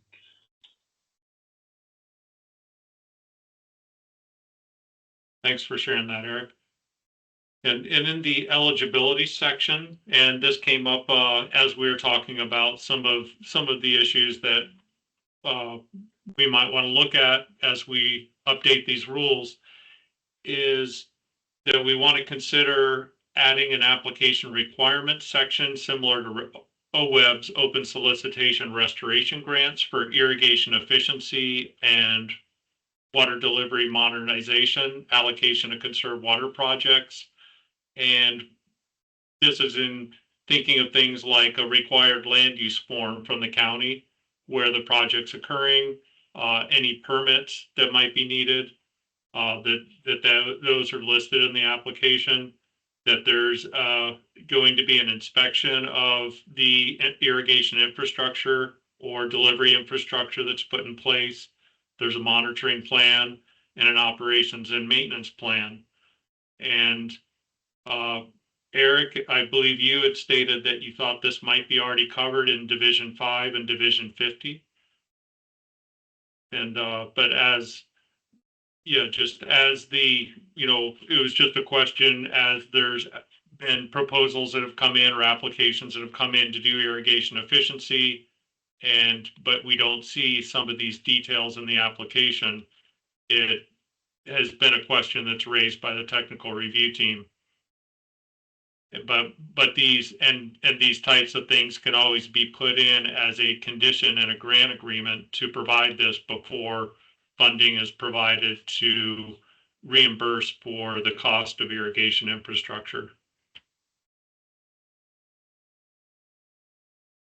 Yeah, Brian, thanks for flagging that. So I'm about to go on a little bit of a meandering statement, so apologies, and I hope I can bring you all along. So I think there is part of the interest here, and Spencer had flagged too, he flagged it under eligible costs, but we are starting to see irrigation efficiency, irrigation modernization projects through this program. We hadn't actually for years and years. We're starting to see it.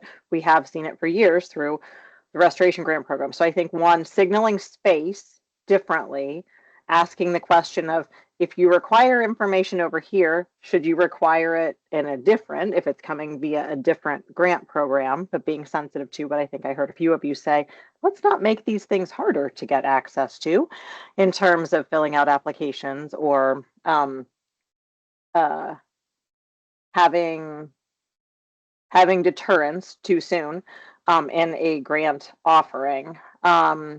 And just strangely enough, most, I think, if not all, and Hartstein, you can correct me, of our other programs do have an application requirement section, and we don't have that here. So things like the question of valuation, if we're going to ask or expect folks to have evaluation for a project, and we reference something about that in like the cost benefit analysis and an evaluation criterion, we might want to be fair and describe upfront in evaluation requirements or an application requirement section what they need to kind of come in the door with. So there are a number of things here in terms of how do we represent that we have more of a diversity of types of projects coming into this program, figure out how we're not setting different bars for information across our grant programs, and I think being as transparent as possible with applicants about what they should expect to be able to bring by way of a hopefully successful project that they could propose to the program. So that's part of the application requirements question to all of you too.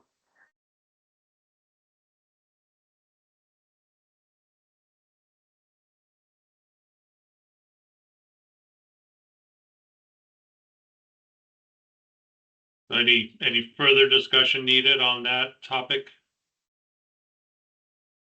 Not seeing, oh, there, Kaylin? So you mentioned the restoration grants. What is the OAR reference for those rules, just so we can maybe cross-reference those? Yeah, well, for the application requirement specifically, and I opened it up to remind myself, it's 695-010-0050. I can, oh, actually the chat's turned off. Yeah, so that's specifically the application requirements for Division 10 restoration grants. Thank you. Yep.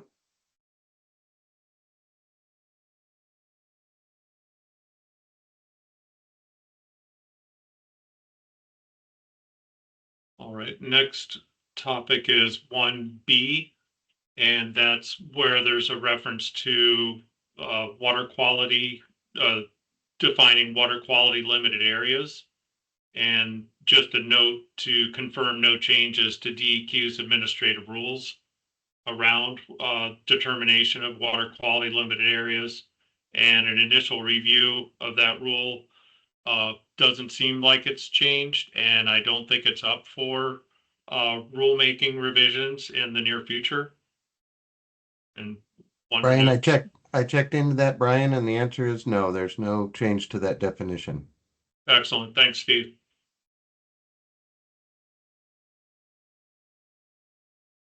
The next section we're getting into is the use of grant funds.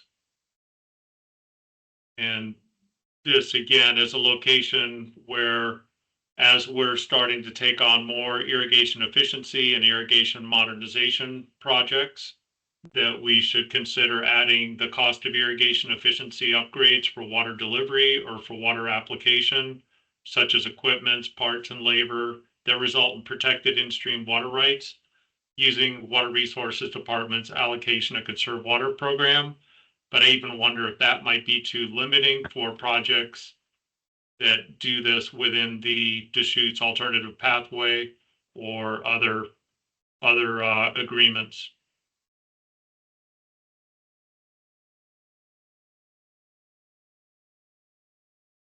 Caitlin? Thanks. I guess I'll just flag a question, which is whether that aligns with the constitutional and statutory requirements around acquiring the interest in the water itself, and whether the paying for the infrastructure is read as part of the acquisition of the interest in the water. I think previously my understanding of this program has been that it acquires the interest in water, and then if you need to do infrastructure changes to get the interest in water, then you end up funding those through other OWEB programs or through other funding programs writ large. And so I'm just curious whether allocation of funds to the actual infrastructure aligns with the statutory requirements. And we had that same question a few years ago when we had our first irrigation efficiency project come through, and we sent over the application to the Oregon Department of Justice, and their interpretation was that purchasing the equipment in lieu of buying the water was fit with our program, fit with the water acquisition program. And we've been proceeding with using that interpretation. Brian, so I wasn't managing the program at this time, so this is secondhand information. I think my understanding is part of that was, and something absolutely needs to be protected using allocation of conserved water, to be very clear on something is going in stream that is legally protectable. That was my understanding. So you couldn't necessarily come in and easily make a case for, say, some of the pretty significant water quality projects that we've seen over in like Malheur County that comes through the restoration grant program because of the in-stream illegally or contractually protectable piece of the rule. That was my understanding of kind of secondhand discussion of that. Is that right? Yes. So Kaylin, does that help, or are you still puzzling? Well, I think it helps. I think that isn't clear in these rules. And so if I was somebody, and I'm trying to put myself into the shoes of somebody who's trying to access these funds and doesn't have like the deep knowledge or awareness of a DOJ memo, would they read this and see that as something that would be allowed? And my gut says, like, I wouldn't think that says that I could buy stuff as long as I commit to putting a portion of the water in stream. It reads pretty straightforward to me as like, it's the price of the water, it's some interest on bridge loans, it's staff costs on getting the water, outreach, etc. So I just want to flag that misalignment maybe.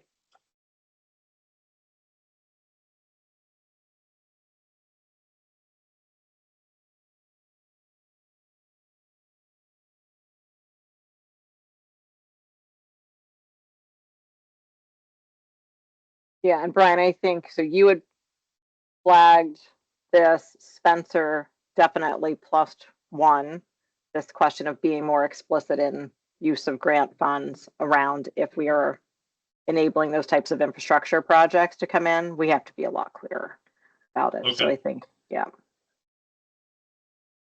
Okay, well, we could work on some red line language that we can present back to the group at the next RAC meeting and get your input on that. That'd be helpful. I think, as far as I know, this is like this water acquisition program is unique in funding the acquisition of water for habitat and water quality. So just want to also make sure that we're continuing to get our bang for the buck on that. And there's, different paths to get to more flow. And if we're going to expand this expressly to enable buying infrastructure to get to more flow, then I think we need to look at how we value those investments. Like we flagged earlier about valuations. And if we're going to take this a step further, how do we then also make sure that we're valuing the investment in infrastructure? Sounds good. Good point. Jen, I see your hand up. Yeah, I'm wondering if the definition for water acquisition projects covers a little bit of this. It's slightly vague, but maybe that could clarify some of this. But I also agree with what Kaylin said about putting a value on water from a conservation project is a lot different from putting a value on something for an in-stream lease or a permanent in-stream transfer of water off of a piece of property, because the value is pretty much entirely tied to how much the project cost to build.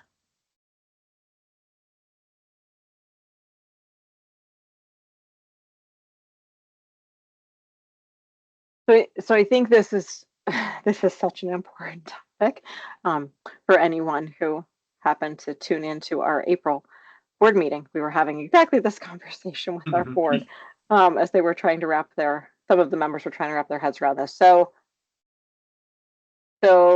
I want to, so Jen, I agree about when you're talking about a piping project in the Deschutes, you get there through this investment in significant infrastructure, and you can get some significant output in terms of in-stream flow that points directly back to native fish and wildlife habitat language in the Constitution. So when you're saying value, and I guess I'm probably going to ask the same question of Kaylin, are you talking about the actual monetary value, or that balance or kind of holistic view of monetary value and then the habitat / ecological value? Because I want to make sure I want to make sure we're at least flagging this, because I think that we will probably want to dig into this more as we get down to evaluation criteria, which I'm not saying we'll get to today. We might, but I want to just capture kind of when you two are saying value, what are you meaning? Yeah, I think there's maybe there's two different things, right? Because there's the valuation of the water as kind of, I guess, a property right or something. Or, the cost of the project that creates the water that goes in stream. And then there's the value of the water in stream, and they're two completely different things. Yeah, I think to your earlier point, Renee, about valuation criteria, I'm thinking about that in an economic standpoint where you have, an economist and an agronomist, and they figure out what's the market value of that interest in water. And then there's a separate question of what is the biological or ecological value of that water in the stream. In some cases, they can be linked up together really well. In other cases, it's a lot harder.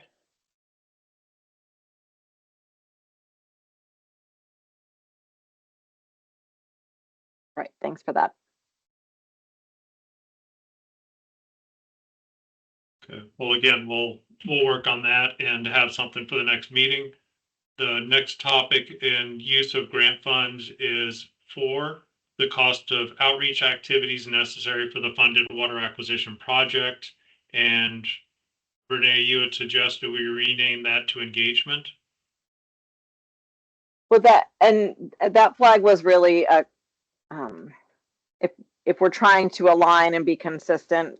Several years ago, we changed the terminology from outreach grants to engagement grants. So that was partly the question, but I think this is also where we start to get into some of that discussion of how do you, and I think Jen, you were talking about like, what does it take to build a suite of projects to successfully deploy at scale a stream flow restoration program? And we talk about here the cost of outreach activities necessary for the funded water acquisition project. This is very project specific. So they think there's both a terminology piece, but this is also, I think, a prompt for us to kind of talk through. And harking back to when we put together this use of funds, it was thinking about, okay, this is what it would take for you to walk through the steps of engaging with a water right holder, doing the due diligence, getting through the WRD process, paying the water right holder. And there may be some other costs that are not sufficiently captured here. So just a flag of how is that working in reality for all of you on the ground, and do we need to talk about that as being a gap? And knowing with me saying that, the pie didn't get any bigger. So we had a $10 million allocation. Part of that funding was swept. We still have some resources, and the need for programmatic funding does not allow money to grow on trees. So I'm sensitive to even opening the door for this, but I think some of what we heard from a panel last week in front of the board was these are hard projects to put together, and they take a lot of years to do. Kaylin, go ahead. Renee, I'm really glad you brought this up. And I think, I mean, having lived it in prior experiences, the programmatic / capacity funding is such a huge either door opener or door closer on being able to build discrete projects to bring forward for funding. And so I think there's probably a lot of different reasons why transactions haven't, been pounding down the door to access the funds that have been at the water acquisitions program. But not having robust capacity is a big one. As you said, these transactions take years to develop. And I really would love to hear from, the practitioners on the ground on this one. I mean, my initial read of, again, the statute and the Constitution doesn't seem to preclude that type of investment, that type of grant. So I would love to explore that further with this group. Scale.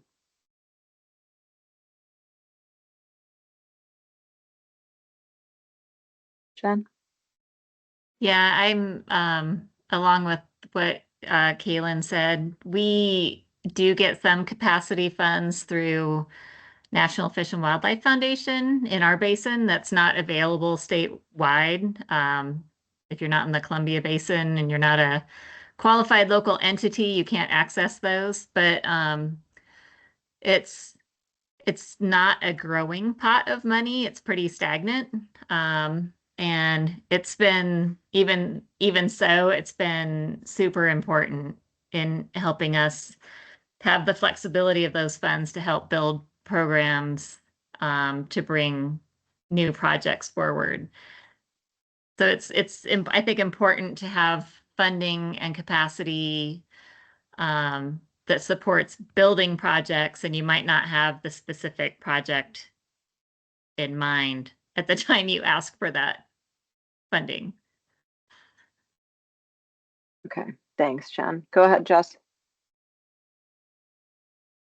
Yeah, I just wanted to chime in and say that I completely agree with Jen. I think that's a really important point, like that we have Columbia Basin program funds for capacity to do this work, and that's why kind of the bulk of this work probably is happening within the Columbia Basin in Oregon, and we're just at a huge detriment or a real lack throughout the rest of the state, even though there are lots of other priority areas to do this work. And I think FEMCO, when she presented at the panel last week, in her slides, you know, she was indicating that the program, the Columbia Basin Water Transaction Program that she oversees, is consistently, even though they only have so much funds available every year, they're consistently putting in about 50% to programmatic and 50% to transaction. And that's what's yielding their results over time, is continued investment in capacity. And she was also in that presentation able to show the graph of the, you know, upward trend of protected water and all of those associated metrics. So I know it doesn't make the pot of money expand, and I am totally hesitant to limit the amount that's available for the actual on the ground projects and protecting water, but I don't see a way where we get to those projects without a greater investment in capacity.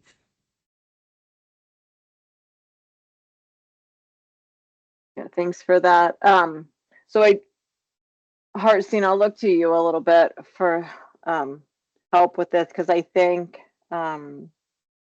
capacity can be a little tricky in terms of how it's defined, because we need this through line back to an investment like that is going to result in projects on the ground for one of those two primary constitutional intentions, which is around restoration or land or water acquisition projects.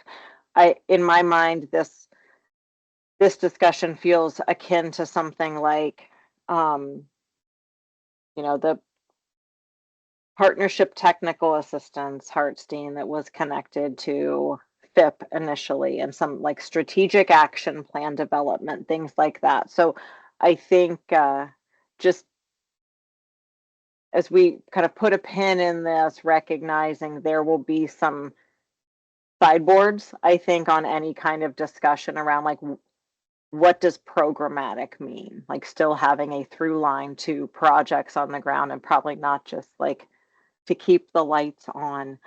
But Hartstein, just any insights given, I know the FIP program has kind of worked through what, you know, how to appropriately scope and describe that type of investment to get to large scale restoration investments that happen via FIPs.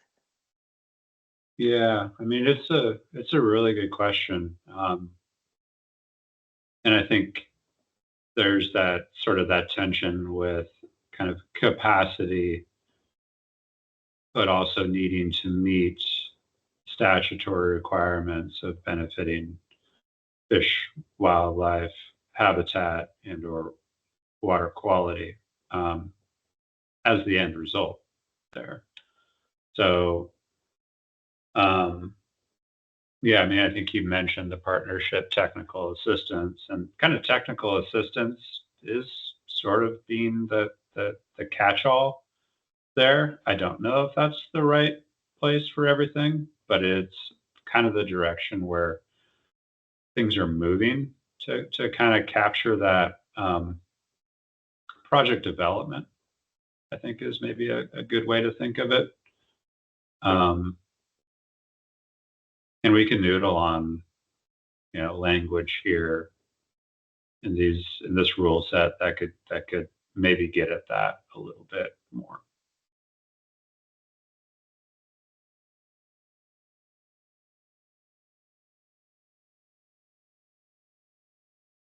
Kaylin, go ahead.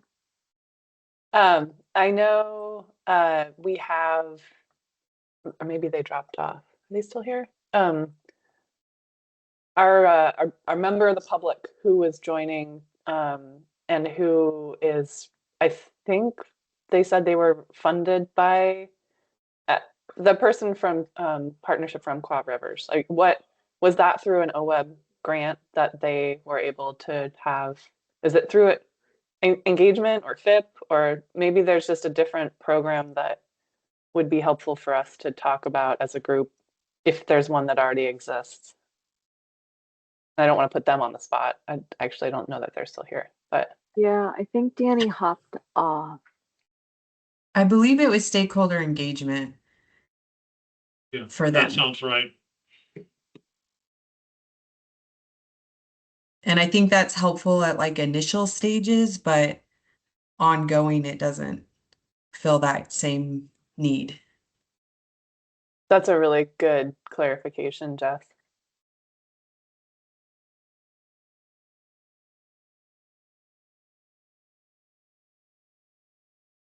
Yeah, I do. Thank you, Jeff. Remember how they had come in, so thank you for being our memory on that one. I do think hearing a little bit, and it would probably be good to talk about this too when Anton is here, of kind of what has and has not worked in the context of our kind of traditional technical assistance track and that engagement outreach and then stakeholder engagement. And now it's just called engagement track to get at what just described. Because I think being able to articulate what does fall through the cracks, and Jen started to do that, is just really helpful as we're doing some of that noodling that Hartstein described, like maybe looking at some of the TA segments that really are more akin to how do you build programmatically as opposed to like design for an individual project. So if folks want to share other thoughts now, like Jess, if you do have more specifics of, we tried an application in engagement or TA, feel free to share that now, or we could pick this up some next time too. And Shyla, same. I'm not sure if Wasco SWCD's come in with any engagement or TAs associated with stream flow restoration or water acquisition. Yeah, Jen, go ahead. Yeah, I think our experience with the TA and the engagement grants is they're very targeted.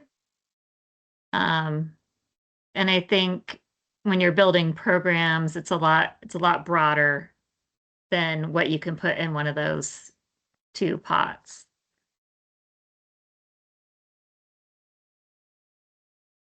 Let's see here. Is Shyla? Oh, go Jess and then Shyla.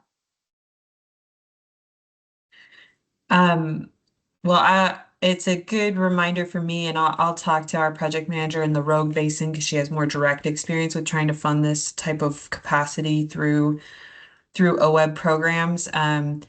But with stakeholder engagement, it was, we were able to do that initially, but it's not something we've been successful to continue on the program.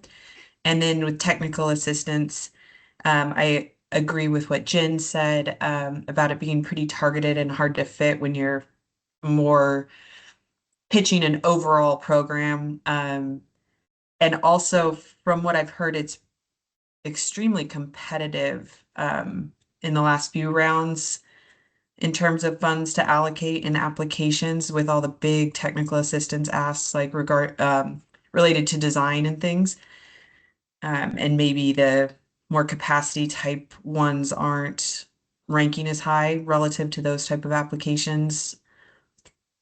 But I'll talk to Julie and try to get some insight for future meetings more specific to this topic. Great, thanks, Jess. Shyla, go ahead. Yeah, so we've kind of dabbled in all the different flavors of OWEB grants. And I apologize, I have a puppy in the house, so if you start hearing him sound off, that's what that's about. But yeah, so certainly I think capacity is always one of our biggest question marks. We're always looking for funding. We've used some of the TA and engagement grants, more specifically also, like for more targeted type projects. Like we have the 15-mile managed underground storage project that we were working on that's sort of a complement and sort of a potential alternative to FAST. But I find those OWEB grants to be easy to engage with. But again, just making sure that some of the, eligibility tracks with what we're trying to do. We've also been able to leverage some funds outside of OWEB, which has been nice. DEQ is one, but, I think having some targeted capacity for this type of work would always be, a benefit. So if that's something that we can work into this, I think that's definitely something we should look at. Thanks, Shyla. And at some point, you're going to have to turn on your camera so we can see the puppy. Oh, I will. All right. Thanks, Brian. Okay, so I think, so we'll work on that some more. I'm sure as we work through our next RAC meetings. But for the next topic is the next section, matching contributions. And it sounds like Division 5 changes enable the match to be set for each grant offering. And so we can take out a reference to a specific match percentage that you see in number 1, where it mentions at least 25% match. And so we'll make that adjustment as a red line change for the next meeting.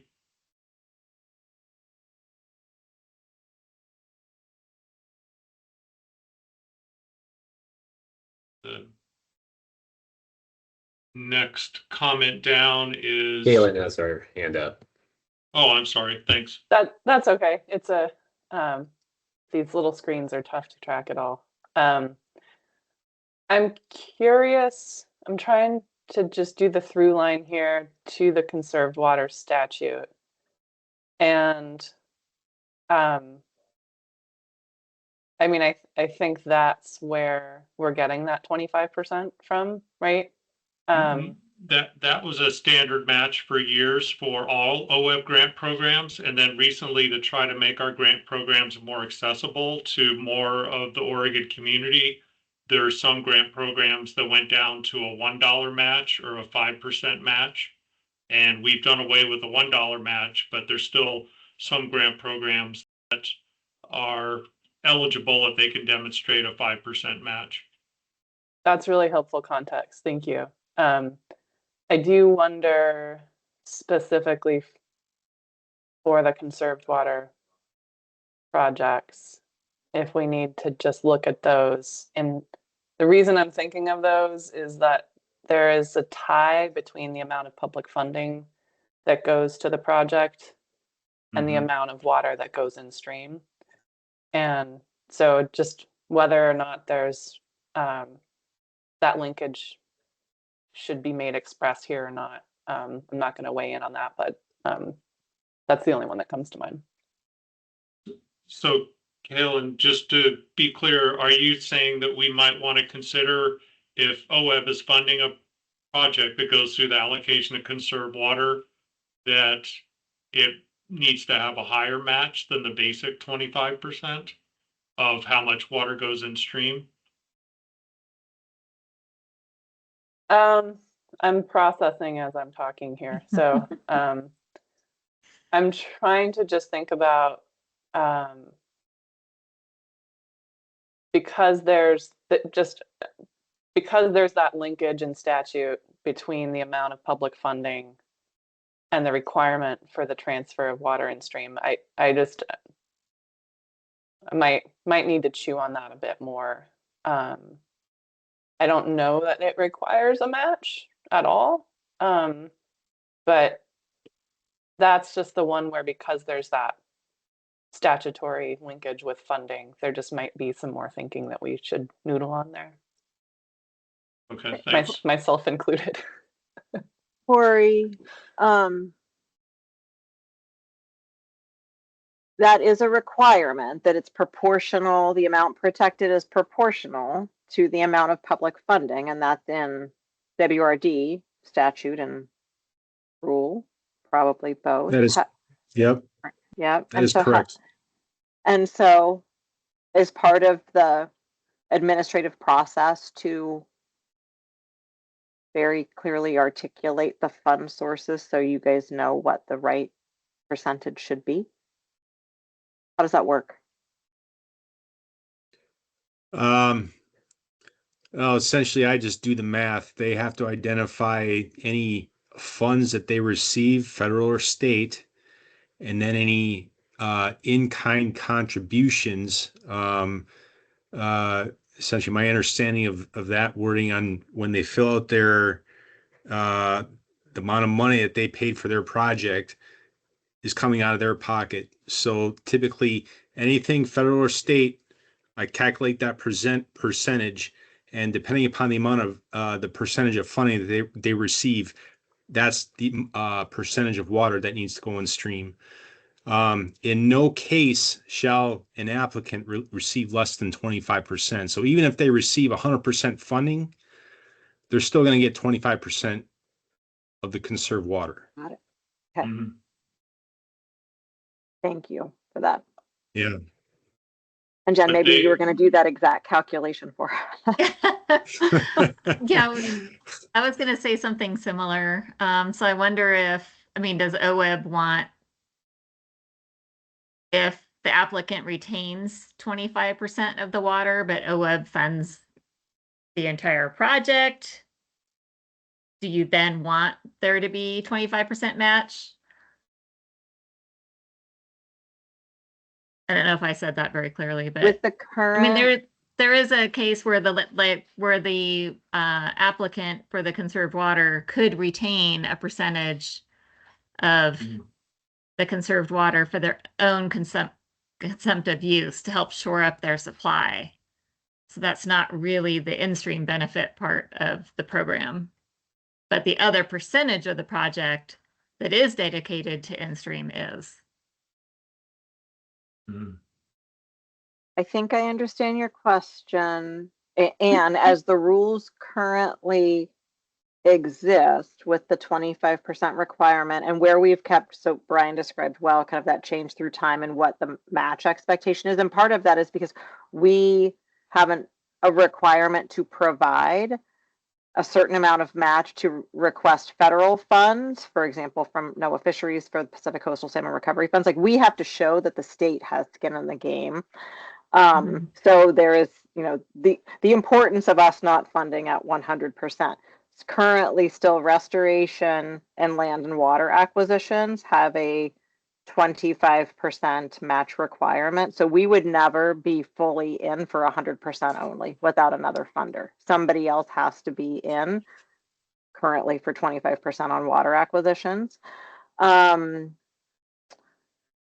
So I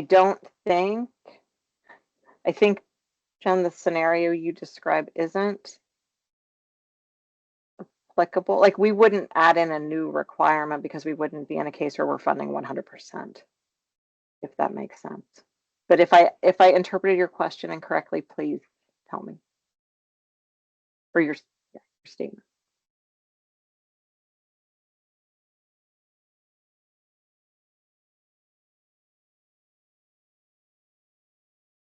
And I guess I did Still just thinking want about it. to add that if a water right holder does choose to go through the allocation of conserved water program and chooses to put all 100% of the conserved water in stream, they do have that option, and the technical review team would take that into consideration as they're reviewing the project. But sorry, Jen, to cut you off.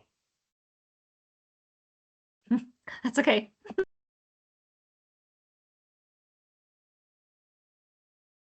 Did you have a comment or something else you wanted to share on that topic?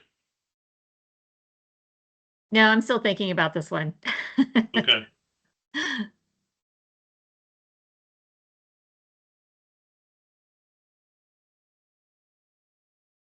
Well, we'll be looking at again at a future meeting because it will have some red line changes that'll prompt further discussion if needed. The next comment section is in the coordinating and partnering with other funders. Hey, Brian. Yes. Sorry to interrupt, but we did in our agenda say that we're just going to make it through that last, the matching contributions rules. So I know we're a little bit ahead of schedule because of the good work of the RAC, but we might want to stop now.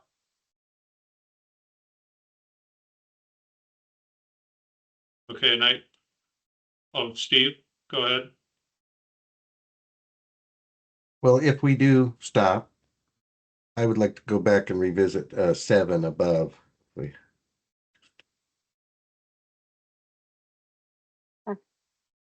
And I think Eric Hardstein is flagging that because we've noticed this as a public meeting and said we would get through X place in the rule set. And so just being mindful to our commitment in case someone was especially interested in joining for coordinating and partnering on other funders, and they didn't join this meeting because they thought we weren't getting there. So exactly. Yep. Yep. Thanks for that. Yep. So Brian, can we jump back up to what Steve was? Yeah, which raising? topic was that, Steve? Number 7 there that's highlighted. It's maybe there's some, legal reason that's there, but it seems like that it should refer to the cost of monitoring the project for the purposes, that are listed up above it under 0460010. The, whoever's doing the work, Trout Unlimited or whoever it might be, they're not doing the monitoring to certify that we're in compliance with the Constitution. They're doing the monitoring to evaluate the effectiveness for fish benefits and other things. And that's the purpose of the program. So I think we could refer back to that stuff. And that must be what the Constitution section there is referring to anyway. So it would get us both things if we just talked about the monitoring to maintain or restore stream flow for the benefit of watersheds and habitat, etc.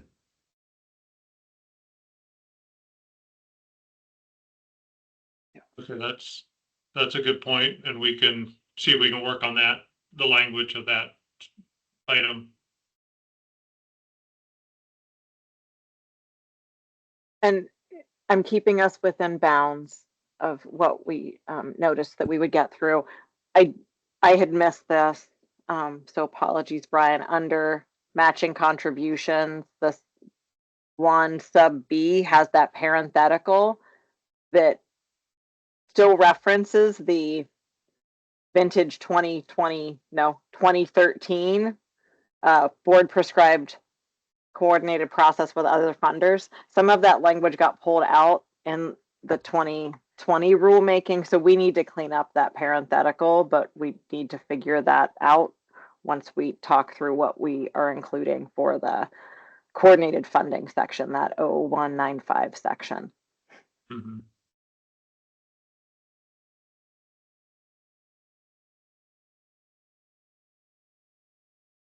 Sorry, go ahead, Jess. Yeah, I think this relates more back to the very beginning of the meeting and talking about flagging some bigger picture things to maybe discuss. And I was hesitant to bring it up because I'm not sure it fits within this rulemaking, but number 7 talks about monitoring. So I just thought I'd throw this out there because it's something I've been thinking about with our OWEB grants. We often, we're asked about our monitoring plan and how we're going to make sure that the water is in stream, that the terms of the agreement are being complied with, that benefits are being achieved. And we want to do that, but that usually means committing to multiple years of monitoring through the term of the agreement or when the water is supposed to be in stream. But within the confines of the grant, in terms of like invoicing, there's the 10% holdback. So we're not able to access a chunk of the funds until we close out the grant. And in a lot of cases, like if it's a large water payment, that means we are making the payment to the landowner, but then we want to monitor for multiple years after.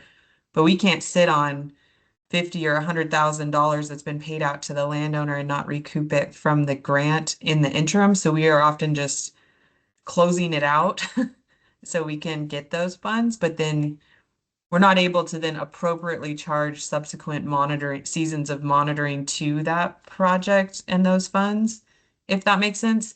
And just, if this is not within the confines of the rulemaking, it might be more procedures or policies. Just something I wanted to throw out there. Yeah, it may not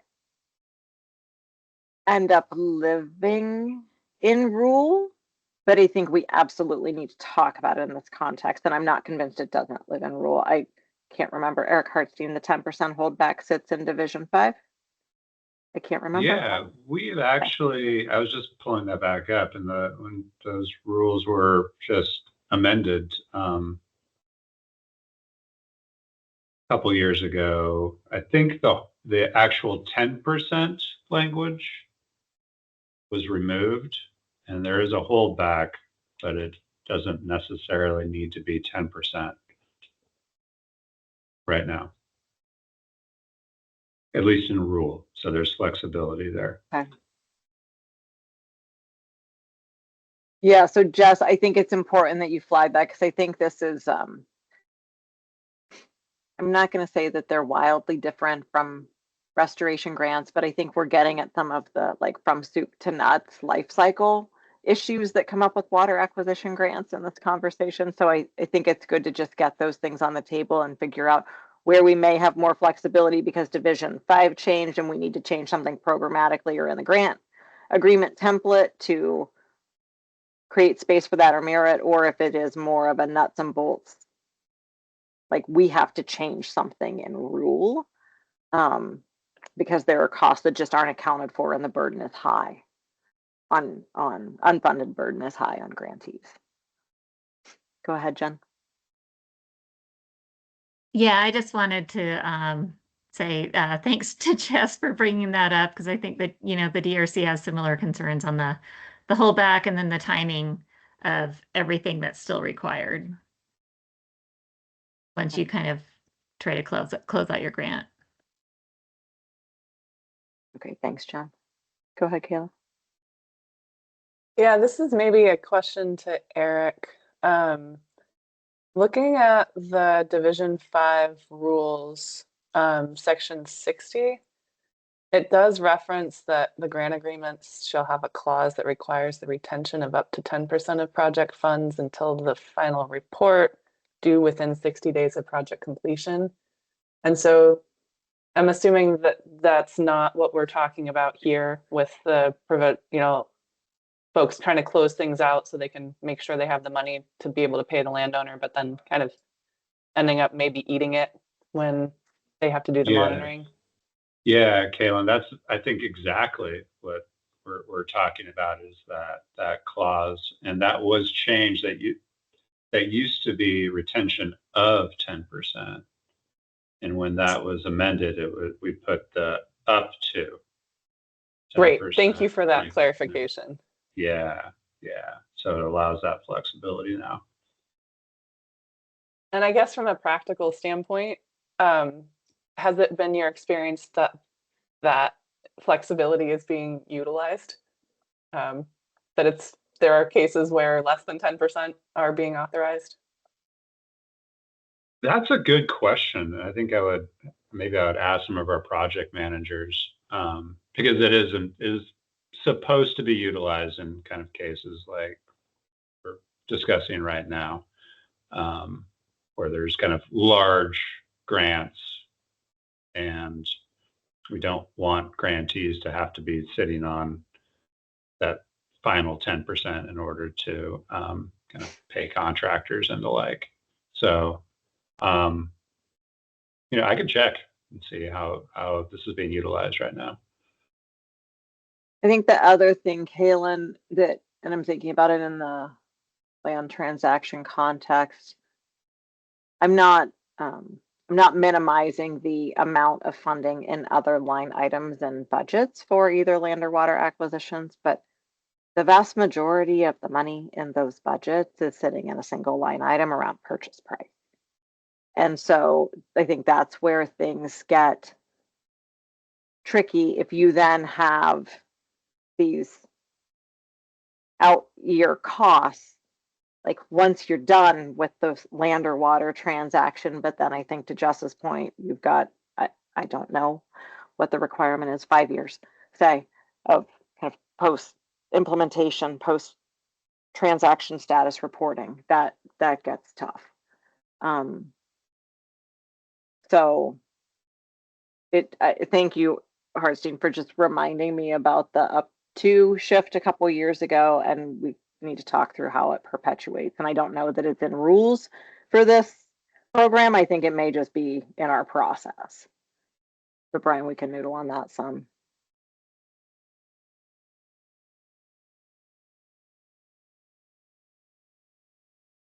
And I have heard discussion among project managers that there are occasionally that does go into effect, that up to 10% is utilized.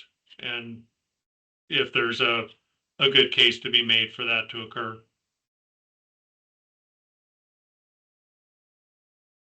Okay, well, thankfully, Steve helped us to get to 3:45. So we don't have to worry about jumping to the next part of the rules because we are at wrap up and next step. So commendable RAC members that we covered as much territory as we did. And I think to what both Brian and Eric Hartstein have mentioned, this is not the last time you will be looking at this segment of the rules. We will be digesting all of the input, prepping to walk you through subsequent questions, but also bringing back some markups, follow-up topics for discussion. There's the puppy, adorable Shyla. Oh my goodness, so cute. So you will have more opportunity to share thoughts and feedback, and we'll definitely update Anton and Spencer about how far we got to. So next meeting, we'll kind of revisit where we were previously, give you a sense of some of the proposed language changes that we'll bring back if there are discussion topics, and we'll pick up where we left off, continue to walk through the rules, so it will be more screen sharing. But if there are, I think we will follow up with a few of you on specific things like statutory changes or rule making processes, Corey, at WRD. But if there are specific requests or suggestions that any of you have, like, hey, could we hear a little bit more about application requirements in Division 10 so we understand that? Like, we can kind of have a focus educational session on some things if you feel like it would be helpful to get grounded in some of those topics. We can spend a little bit of time holding space for talking through kind of what would programmatic funding needs look like how would we articulate that. We're definitely going to want to protect some time though on evaluation criteria, because that is where the rubber meets the road, especially in board deliberation. So we'll want your focus time on that for a piece, I think, of the next meeting. But just any feedback or requests for us as we're digesting all of this and putting together materials to bring back for you, or kind of educational items that would be helpful grounding.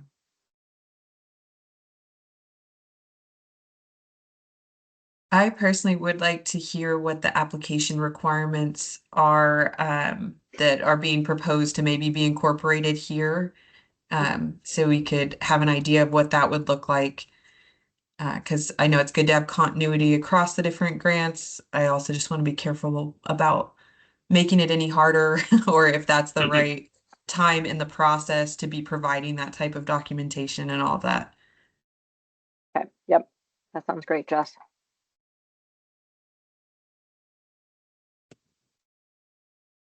Any other requests, suggestions?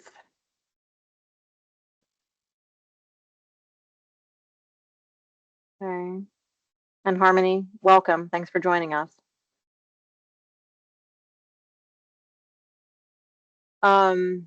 Okay, so Eric Hartstein, any other kind of RAC housekeeping before we talk a little bit about cadence to the next meeting? No, I can't think of anything. Okay, Brian, any burning substantive topics we want to? No, I'm glad we were able to get through as much as we did today. And okay. I think, and I apologize for some of the challenges we had with using the new Teams webinar format for our meeting. And maybe a lot of it was my ineptitude with figuring it out. I think it's new technology, new functionality. So thankfully we had help from Nicole and Megan. Thank you so much. And we'll hope that some of those kinks are worked out. Yeah, Steve, go ahead, and then we'll talk about cadence for the next meeting. Do we have any time for if there's any more public comments here at the end of the meeting? Christine, procedurally, can we do that? Well, we didn't have it on the agenda. That doesn't mean we can't open it up at this point. In the past, we have done that where we've had a public comment period at the beginning and then at the end. So I don't think we're breaking any rules if we open it up at the end. Jen, go ahead, and then we'll ask someone. Meg, maybe take Harmony off mute if you can after Jen. I just tried to do that, but I can't. I don't know if I've been able to. All right, Jen, go ahead, and we'll have our tech gurus figuring it out for us in the background. I just wanted to let you know I'm going to have to pop off a few minutes before 4, so when you see me disappear. Hopefully I click the leave instead of the end event. Okay. Thank you for being here with us. It was awesome having you here. Okay, Harmony, it looks like you have the ability to unmute yourself. Thank you, Nicole or Meg. If you're interested in sharing thoughts, Harmony. Hi, everyone. Sure. My name is Harmony Burright. I am here as myself today. I'm not representing anybody. And I'm here because I am working with a group of groundwater users who are interested in restoration of spring discharge in the Harney Basin, and kind of we're looking at a broad suite of strategies for that and trying to better understand both the opportunities and barriers associated with using this specific funding program for kind of groundwater related restoration. So I just wanted to flag that for the RAC. I will do my best to kind of follow along with this process in my kind of as a citizen. But you all are the experts, and I would just appreciate folks thinking out for that opportunity, because I know that there's going to be growing interest in using this fund for that purpose. So thank you so much. Thanks, Harmony. It's good to see you. Okay, so in terms of cadence for the next meeting, Brian, we didn't talk about this. I think we're hoping to squeeze a meeting in December. Yes. And we know that as we get into holidays, things can get a little bit tricky. So we can send out maybe some blocks of time via, what is that called? When to meet, Brian? Is that? Yes. Yeah. Tool? We can use when to meet and then fine tune it with Doodle Poll. Yep. And knowing we'll do our best to catch as many folks as possible. If for some reason, and we did this with Anton and Spencer, we're happy to connect with folks either before or after meetings to get input, to share with the group, or to debrief so folks are prepped for subsequent meetings. And one thing I failed to mention early on is we've had for quite some time a contract for technical support with NIFWIF, and they help with some of the technical review aspects of the water acquisition grant program. But we've also been coordinating with FEMCA about just using NIFWIF as subject matter experts too, if we have things that we're talking about in the RAC context, and going back and noodling a little bit with NIFWIF as appropriate. So we may be bringing some feedback here and there. For example, in the coordinated funder framework, we can share with you some feedback, just because that kind of cross-program pollination and learning is really valuable from our perspective. So. And when we refer to NIFWIF, that's the National Fish and Wildlife Foundation, who's contracted by Bonneville Power Administration to manage the Columbia Basin Water Transaction Program. Okay, so maybe later this week, look for a when to meet, and please reply, and we'll try to get something on the calendar as soon as possible before holiday schedules get too full, or December schedules. Okay. All right, anything else for the good of the order? All right, huge thanks to all of you. You just jumped right in. This is fantastic. We knew it was going to be a great group. And so appreciate your time. And thanks for sharing the puppy, Shyla. Take care, everybody. All right, take care, folks. Thanks, everyone. Bye-bye. Bye. Bye.